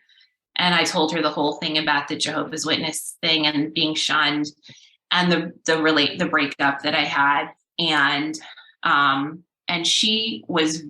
it was really tough love with this woman. She was like, listen to me. This is what you're going to do. You're going to go to the dean's office, and you're going to tell them that you're seeking help, and that you are going to continue to come to appointments here. And you're going to explain to them what happened to you. Like you're going to tell them that what you're dealing with, and that you're paying for school yourself, and that you are being shunned at home. And you're going to tell them everything. And then you're going to see what they can do for you. And you're going to come back here next week and tell me what happened. So it was like a lifeline, right? I said, okay, I'll do it. I was terrified. I went to this assistant dean. I have, in recent years, I've reached out to that psychiatrist and told me like what a difference she made in my life. And with the assistant dean, I'd like to do the same thing. She just be like, I was going to have all Fs that semester, which would have just completely ruined my transcript. She withdrew me from every class. And she said, next semester, you're starting over, and it's okay. Like, it's understandable. It's okay to be human, and it's okay to make mistakes. Not that you were really responsible for a lot of what was going on there, but yeah, it's wonderful to have somebody actually Sounds like you were actually seen and heard and validated, something that you wanted your whole life. And it's making me cry because it was the first time. Sure. It was the first time, anybody like tried to understand and Yeah. help me. They actually helped me, right? Like, she had to get approval from like a board. It wasn't just her, like, to do this. I lost all the money I paid for that semester, but it was, at least my transcript was cleaned out. And then I went back the next semester, and from then on I had like a 4.0. So she actually had me become a speaker. So I would talk to students who were on academic probation as, a story to encourage them that they can come back from that. And that was great. That was like acknowledgement that this didn't have to like take me down completely. And I wasn't just gonna, be this failure that I was afraid of being. So that was just a huge for me that these two women, they made such a difference for me. Yeah, I think they expressed some empathy and they tried to help. And I'm so sorry that it took until your 20s to finally find someone who you could ask for help, that could actually hear your cry for help and see you and work with you on that to make it better. It's just, I think, again, points out the emotional desert that you grew up in, that many of us did. And I'm glad that you did finally find this. That sounds like a kind of an important moment in your life, because that allowed you to regroup. And then I think you graduated, right? Yeah. So I did end up graduating from college. And I immediately applied for law school. I always had an interest in law, and I was like, I don't know if I can do this, but I'm going to try. And that assistant dean, she actually wrote me a really nice recommendation. And in my essay to apply, I did write about all of this stuff, all the Jehovah's Witness stuff, and I got into also the state law school. Again, it was more affordable, but it was a very good school. And that was, I was, everything I did, I was so scared. I can't say that I wasn't. I was terrified. And it's okay to be scared. It's scary.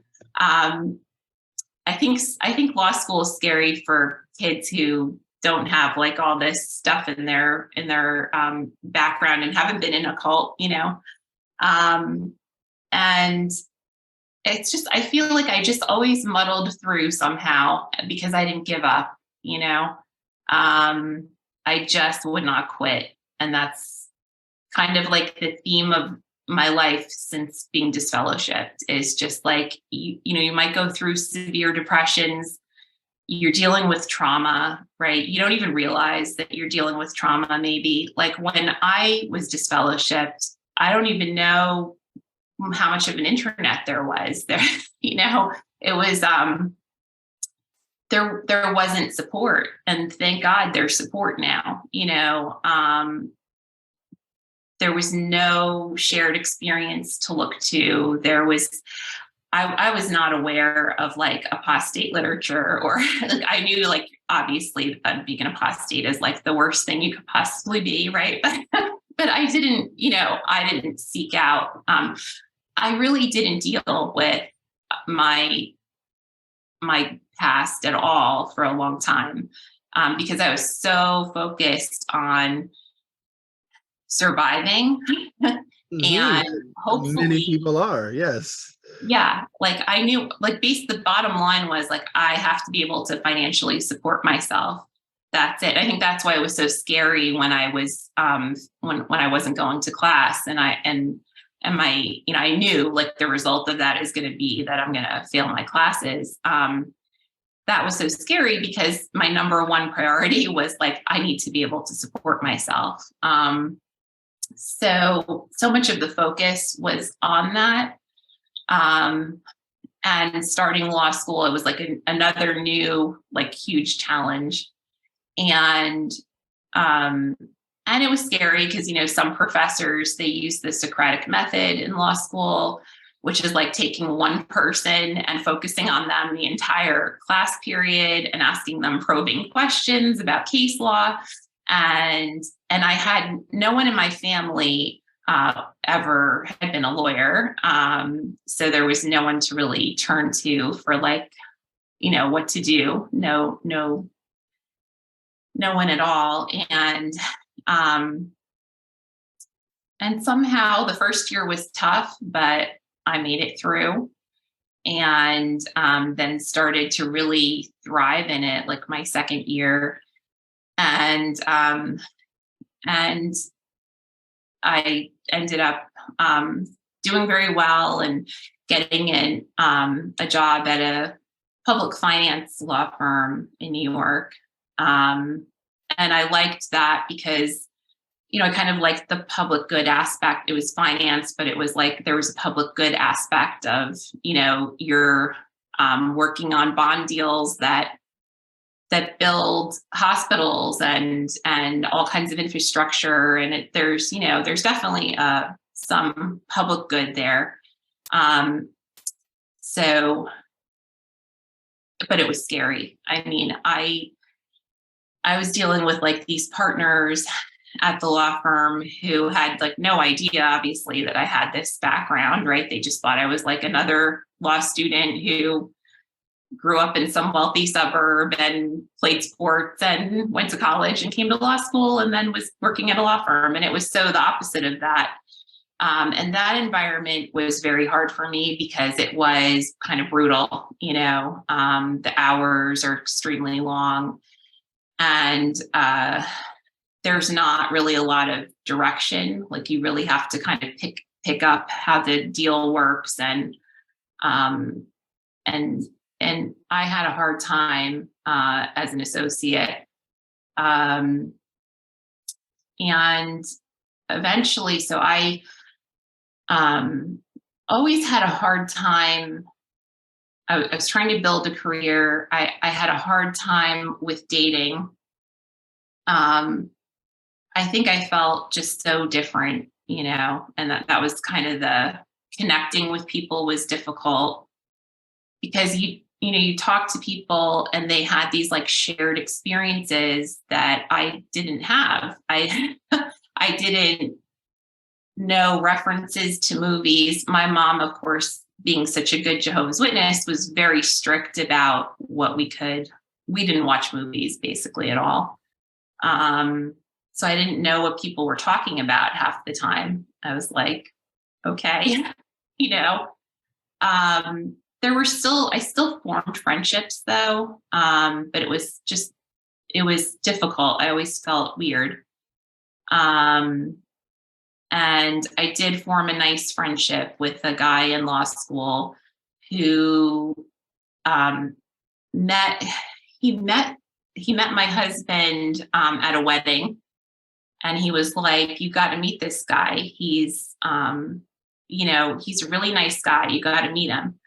And I was like, okay, I had very, very few relationships. I had one in law school that was really short. And when I would try to meet people, it was, I couldn't deal with anyone who was like just looking for a casual relationship or was very crude, or like, it was so opposite to me of my background and what I was comfortable with. So that really limited, and maybe for the best, I don't know. It really limited my my number of relationships or dating experiences. But anyway, I agreed to meet this guy.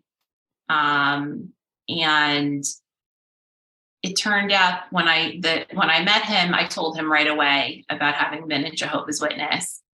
And my husband, and who's now my husband, and he said to me, well, my sister was a nun, so maybe we have something in common.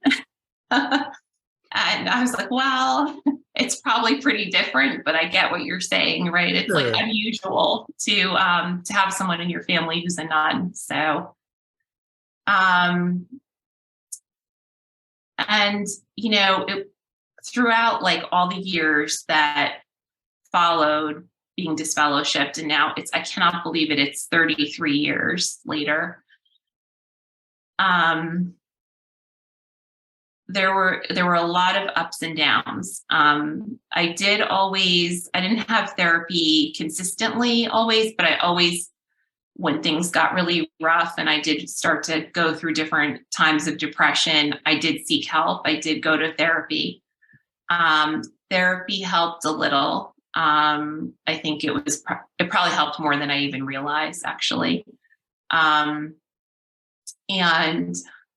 I continue to this day to seek out different ways to heal, which I think is really, really important, because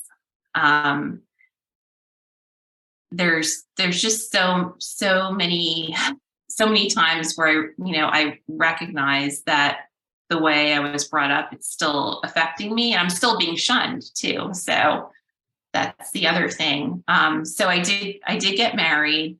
I had a slight change in career path to work.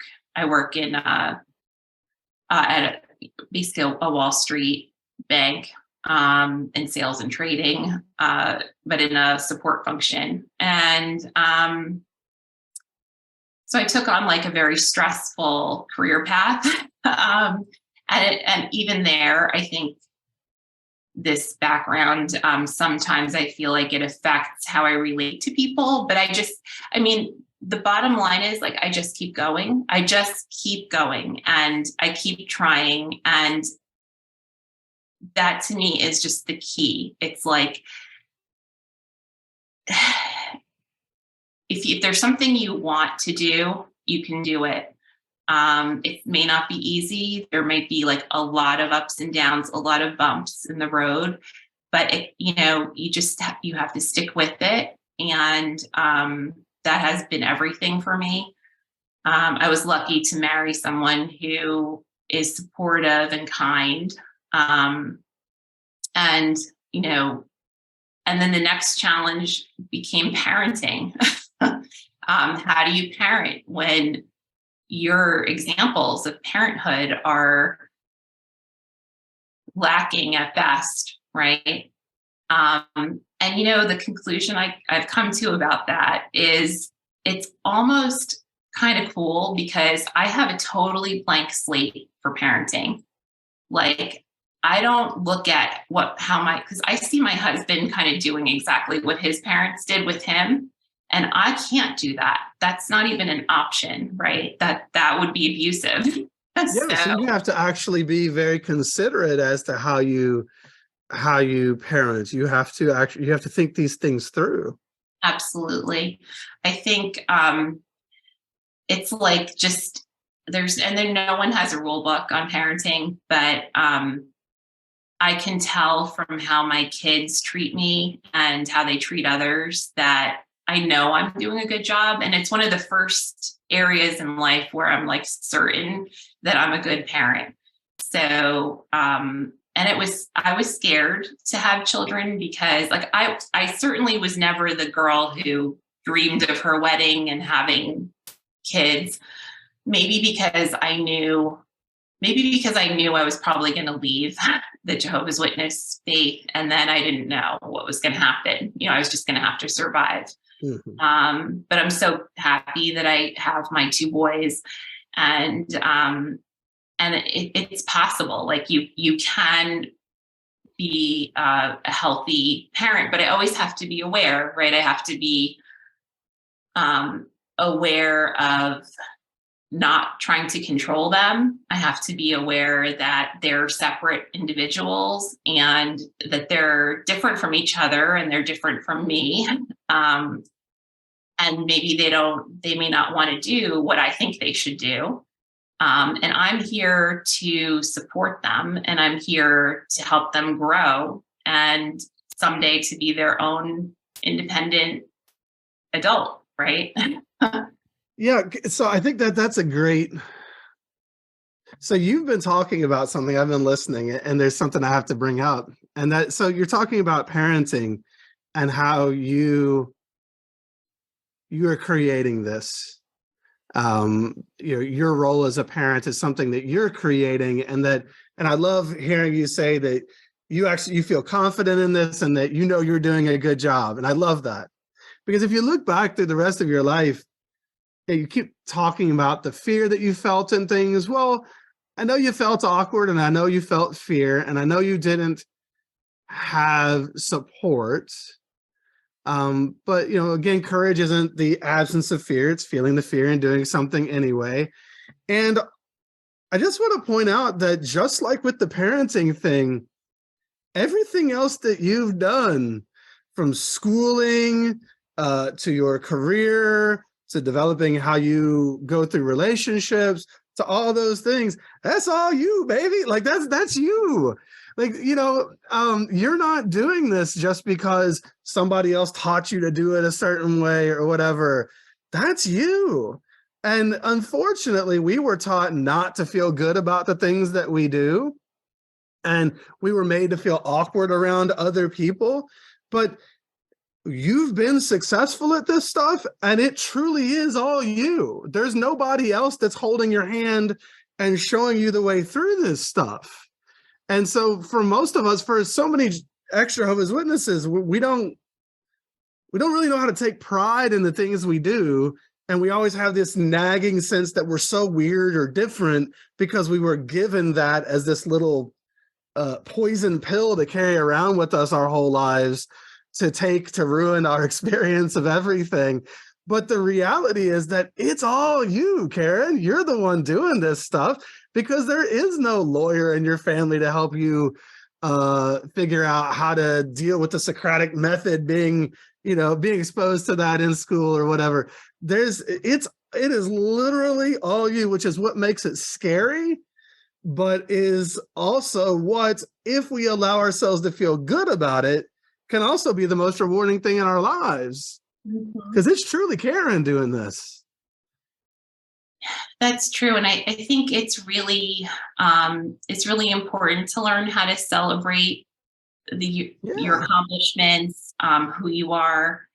And I was very lucky to meet a woman who, she's in her 70s. I met her maybe like 10 years ago. And she is just a huge proponent of self-care and celebrating celebrating anything, whatever it is that you feel excited about. And having a friend like that, I meet with her maybe once every other week. We'll have coffee, or sometimes it's just on the phone. She's a writer. And it just has been a wonderful friendship, because those are not things that were encouraged at all, right? We were told to be humble. I remember my mom didn't allow me to look in the mirror. Literally, she would tell me, stop looking in the mirror in the bathroom. So it's not surprising that having bullies telling me I was ugly and not being allowed to look in the mirror, that I had issues, right? Well, of course. Of course, my goodness. And I'm sure it goes deeper, but these issues that people carry around with them, I have people who reach out to me to work with me in my coaching practice, and they'll be like, well, I've been out for 30 years. How is this still impacting me? It's like, well, time alone doesn't heal all wounds. It's time and the right kinds of work.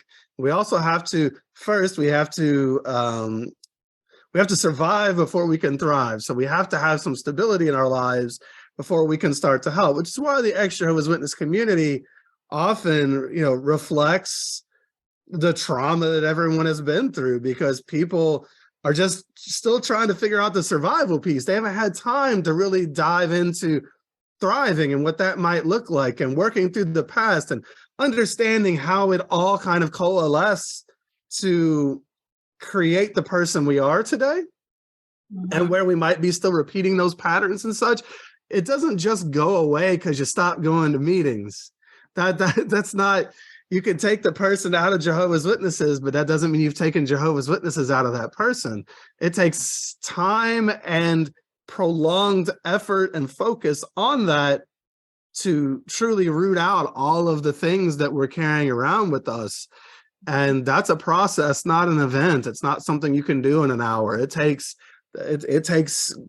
work over time. And so everybody is their own work in progress. Yeah, I think for a long time it was really about surviving. And then even once I was surviving, it still felt like it was about surviving, even though it probably wasn't anymore. But you just get used to that, like feeling that, it could all fall apart or something. Well, yeah, that's what we were taught. Yeah. And so I lived with that for a long time, just like surviving, hoping things weren't gonna all fall apart, and I somehow all of a sudden be some big failure is how I felt, Still trying to be good enough. Right. Trying to be good enough and never feeling good enough in anything. And an event happened during the pandemic that really had a big effect on me. And it was my mom had a major stroke. And so the way things have progressed, like we really have had no relationship other than when my sister kind of forces something. So my sister has, for example, she will take my kids to see my mother. Unfortunately, that was going okay, but my mother got mad at one of my sons, my youngest, because he wanted to use her iPad, which she uses only for like Jehovah's Witness stuff. And he took her iPad and locked himself into a bedroom at her house, and she lost it completely and literally threw him out of the house. He was 5 and put him on the porch. Yeah. Put him on the porch, locked the door, wouldn't let him back in I'm not sure for how long, until my family came to get him. So after that happened, I didn't even know what happened actually, until he told me about it recently. And so I don't allow my kids to go to my mother's at all anymore. No, they're not safe people. Not safe. And so I don't allow her to see them. I do send her pictures of them, like through Shutterfly. So like I make a book of pictures of my kids, and I do that not because she deserves it. I do it because I know she's lonely, and I know that she's really a broken person herself. And if this gives her a little bit of joy, it's something I can do. But so we've had very little interaction. She did come to my house once when my oldest was a baby, and he had really severe issues with reflux, and he literally had to be held upright for like the first year of his life, and he had to be hospitalized when he got dehydrated. It was a big issue. She came once at the request of my sister. And then I was hopeful that I was like, oh, maybe that we can have a little bit of interaction. But I called her shortly after to see if she would come again. And she said, Karen, I don't know why you're calling me. You know that I am not allowed to have contact with you. I am not allowed to associate with you. You know that. Until you come back to Jehovah, I cannot have any contact with you. And that was the end of that conversation. And for me, that was a turning point to realize that this is never going to change, right? This shunning is never going to change. I'm never going to go back. So, and I'm not going to put myself out there to be hurt anymore. So after that, I didn't make any effort to call her or to see her. And the interesting thing, and there might be other people, I guess, who have family that never were Jehovah's Witnesses, is that some parts of my family sometimes say that I should be taking care of my mother. Now, we come from a very traditional background where I'm the youngest daughter, and I live the closest to my mother, actually. So they feel strongly that I should take care of her. And, that has been very painful to deal with, because despite me trying to explain to them what shunning is, they clearly don't understand it. Mind their business. And, none of their damn business what you do. Right. I mean, really, it's not. This is your relationship with your mother, and they don't get it. And I understand why people have a hard time getting it, or people with certain traditional values, maybe even cultural values, may want something to be a certain way. But I would always just say, let's just say that instead of you being shunned, let's say that your mom sexually abused you your whole life. Mm-hmm. Would they still tell you that you have to go clean up that woman and help that woman and such and such? But she's your mom, right? Well, but she mentally and psychologically abused you your whole life. You don't owe her anything. Right. But she's still doing it. She's not apologizing. She's not changing. She's not at all apologetic, and I realized that I can't put myself out there to be hurt, and it's for me, but it's also for my husband and my children. And it was actually very difficult for my husband to continually see me getting hurt over and over, So then I guess the next big event was my mom had a major stroke. And my sister, she has been the only one of my siblings who really takes care of my mom. So I have my brother and my sister and me. I don't, because of the fact that I'm shunned. And my brother wishes that I took care of my mom, but I don't. So it's all left to my sister. So she helps my mom with her bills. She takes her to doctor. And my sister lives like 2 states away. She drives to my mom's, takes her to appointments. She bought a house for her to live in. She couldn't really do more for a woman who abused her, right? Mm-hmm. She wasn't a Jehovah's Witness, but she was abused in other ways by both of my parents. And so my mom had this major stroke during the pandemic, and my sister found her unconscious in her bedroom and took her to the hospital, but it was during the pandemic, so she wasn't allowed to stay with my mom. And when she called the hospital to get an update on how my mom was doing, they said, "I'm sorry, but I can't give you any information on your mother because she has signed a medical directive that gives that authority to someone else."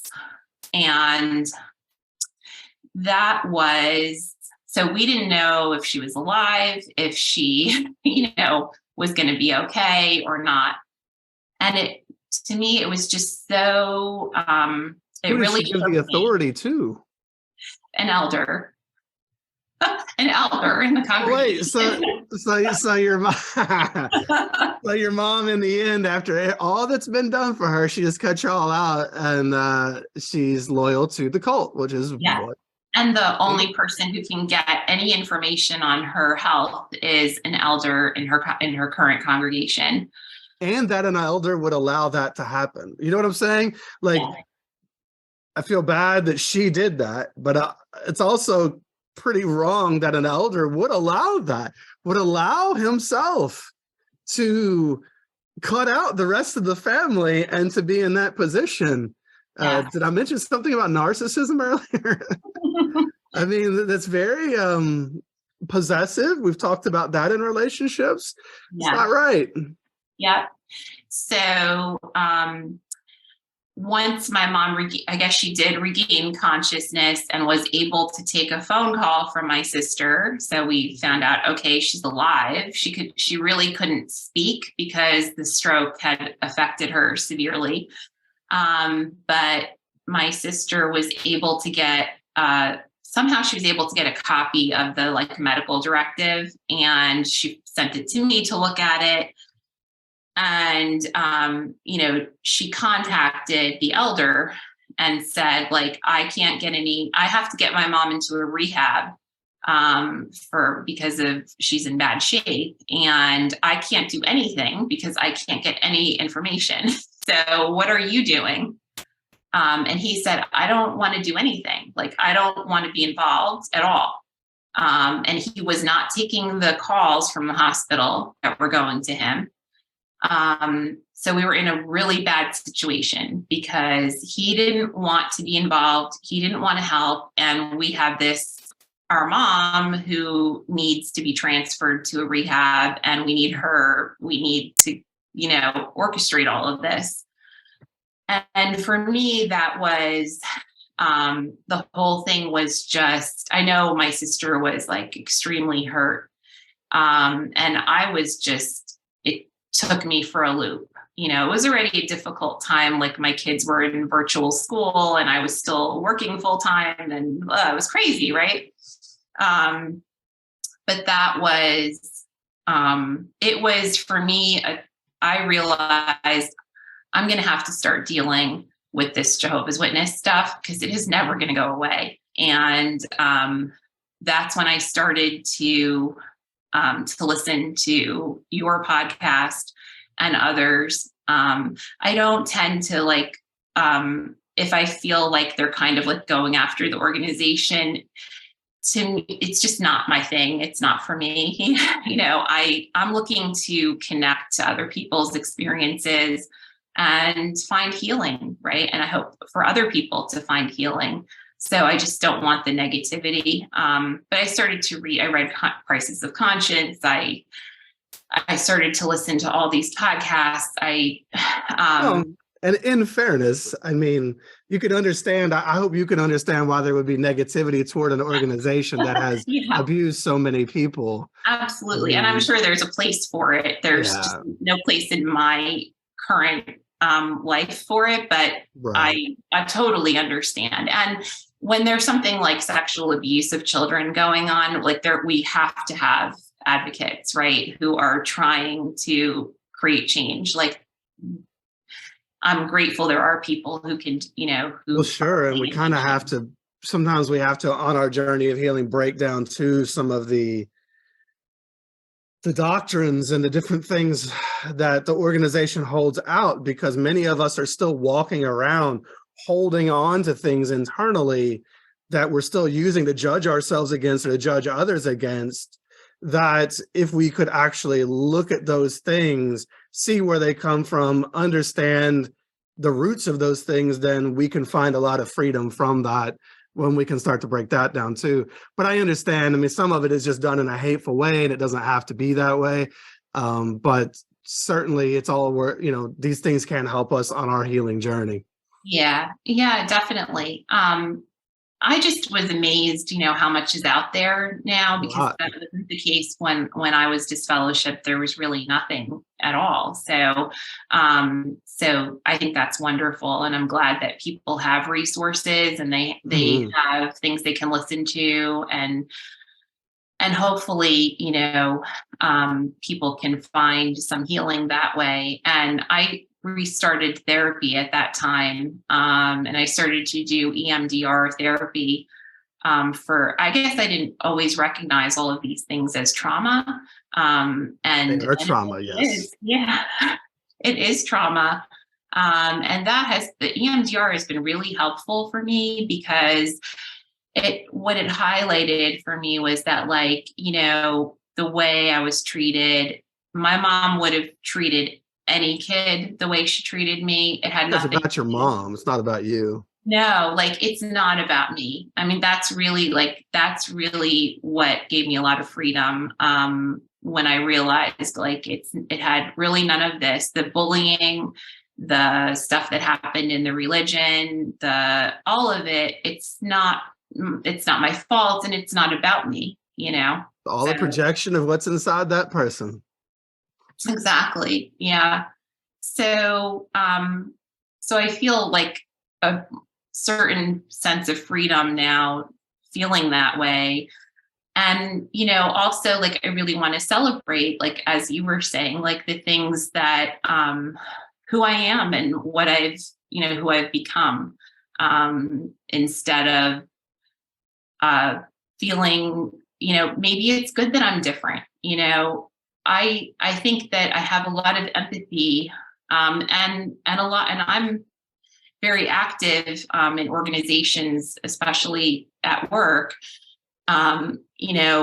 advocating for women, involved in DE&I activities. I think I'm that way because I have a lot of empathy for anyone who hasn't been treated fairly, anyone who's felt different.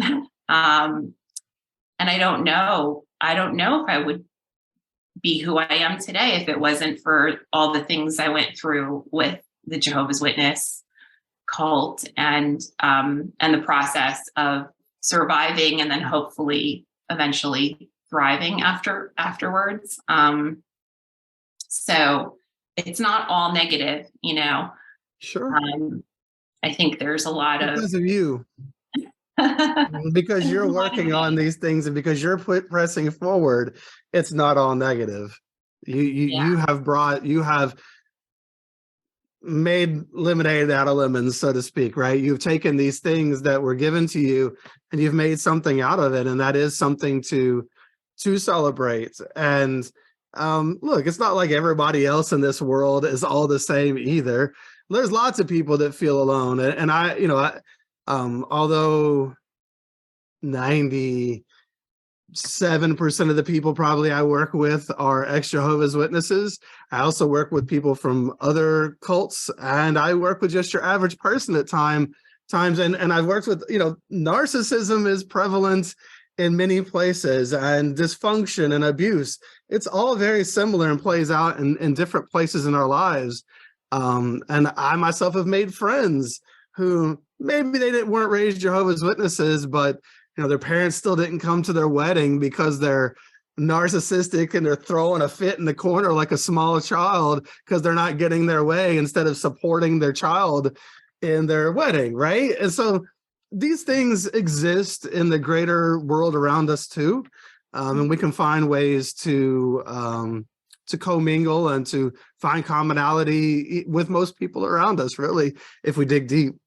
Yeah, I totally agree. And I think it has made me a really good manager at work, because I have empathy for people and I'm able to kind of let them know I hear them, and, like, we still have to do X, Y, and Z, but I hear what you're saying. I know how important it is to feel heard, and if you need help, for someone to try to help you.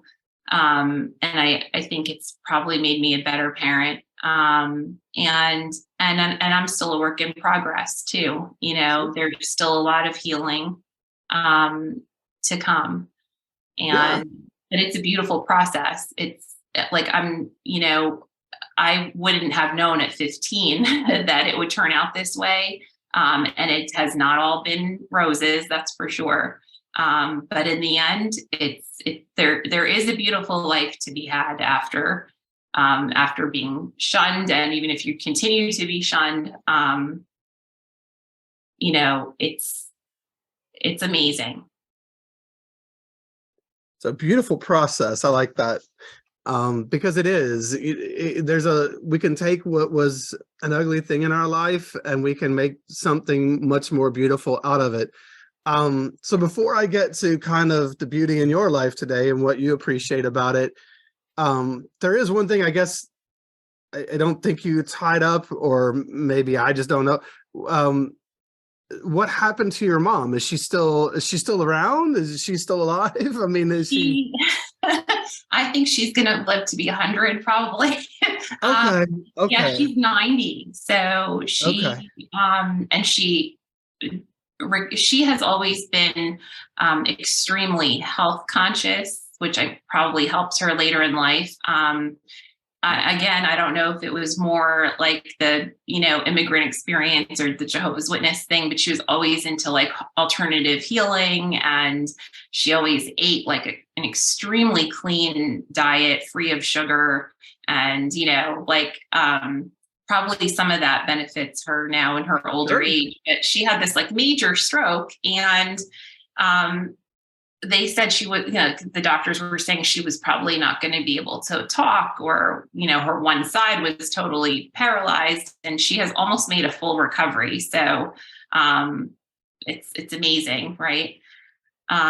She just recently, I guess, and I hear everything through my sister who sees her regularly, stopped driving, luckily. So she's not out there, as a danger to others. But yeah, she's still going in field service, and I guess they reopened everything after the pandemic. So she's back at the meetings and all of that. I think she takes a taxi to the meetings now, Gotcha. which I just found ironic because she was always the one driving the old people.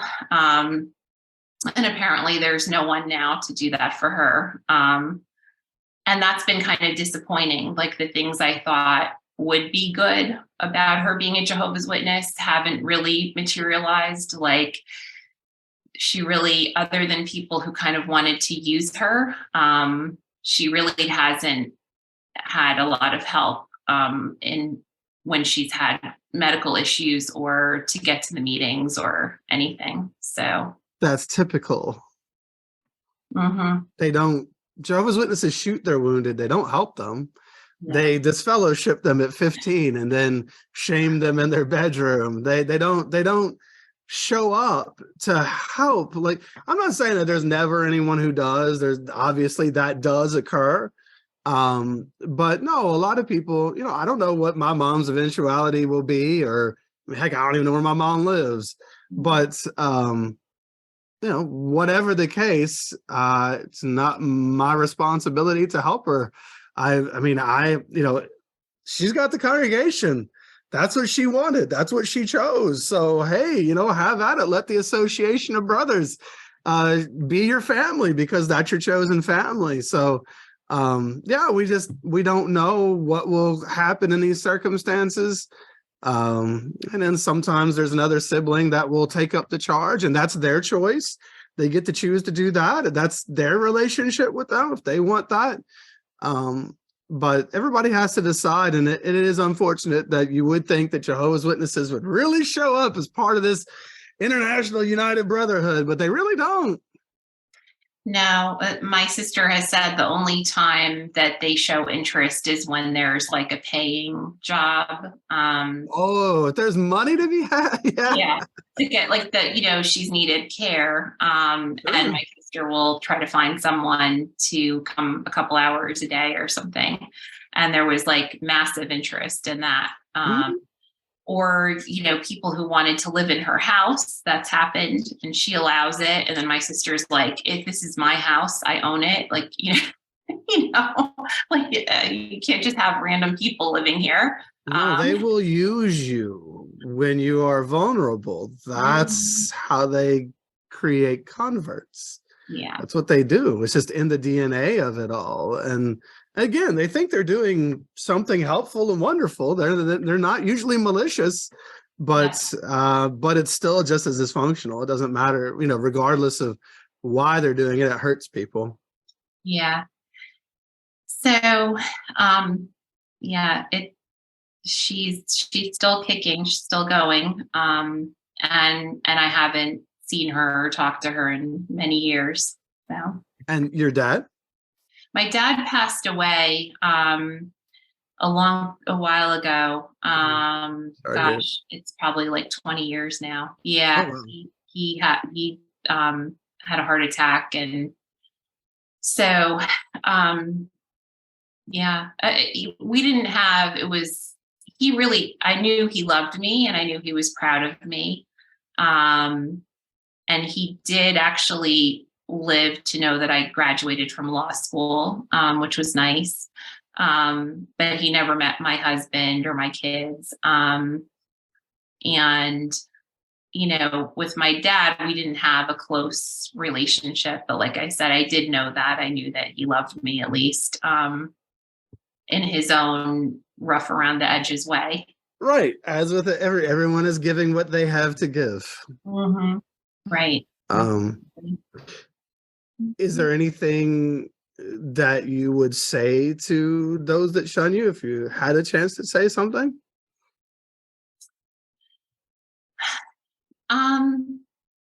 If it was a few years ago, I would have said something very different. But now I think I would just say, like, I forgive you. I understand. I don't think this is okay.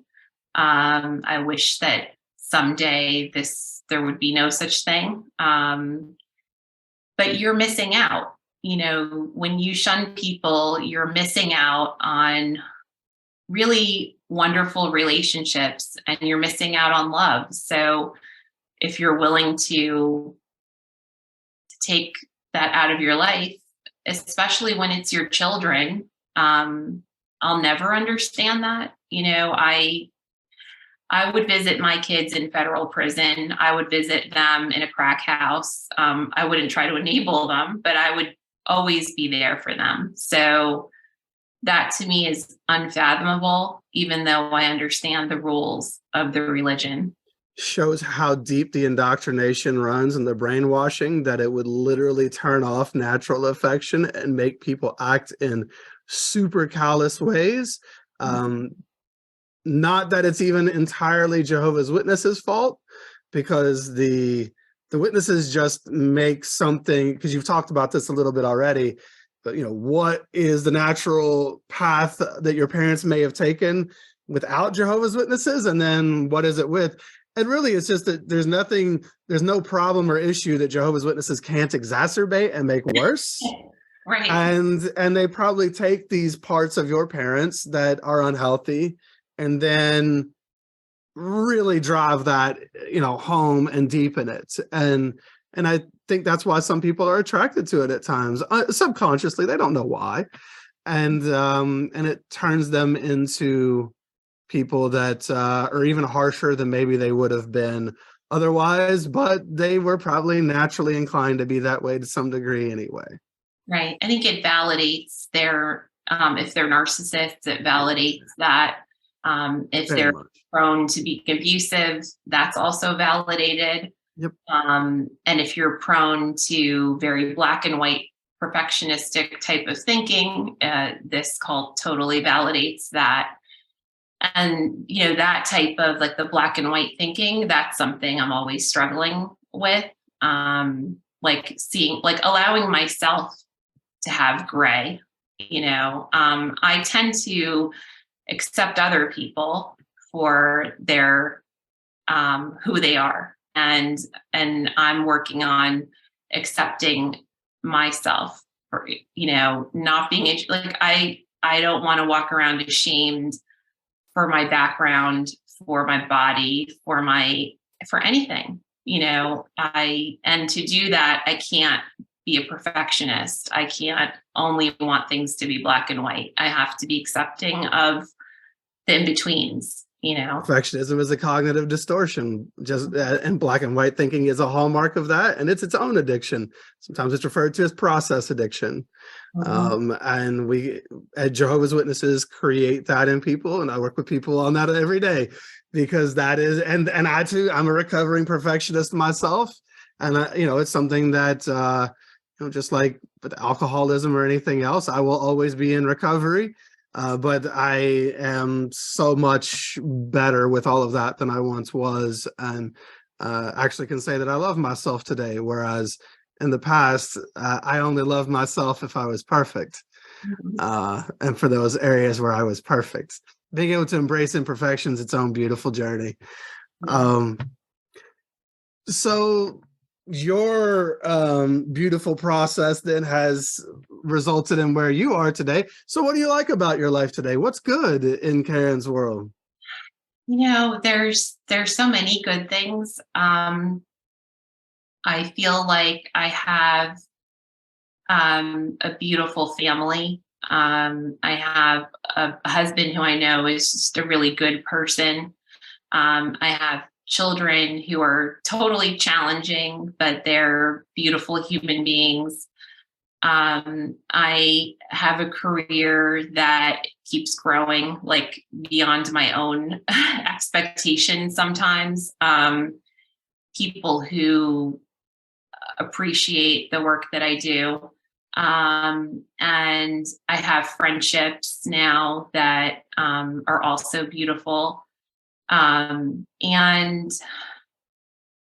just the healing that it's a process, but that's also beautiful, that you can go from feeling total despair and uncertainty to knowing that things are going to be okay. Like, whether or not I have all the things I have right now, I will be okay.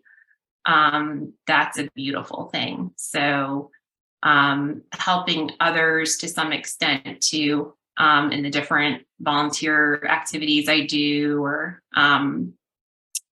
initiatives I'm involved in at work, like that helps to make life beautiful too. Well, I'm so glad that you have been able to make something out of what you were given, because what you were given was rather unhealthy, and you have taken it and turned it into something so much more healthy, and you get to share it with others. You're sharing it right now as you're talking about it, and again, everybody's somewhere in the process. We're all works in process or progress, and I'm glad that you got to share yours today, and I know it's going to help others. Thank you. I hope so. I know it's helped me to hear other people's stories, and I hope others find the same.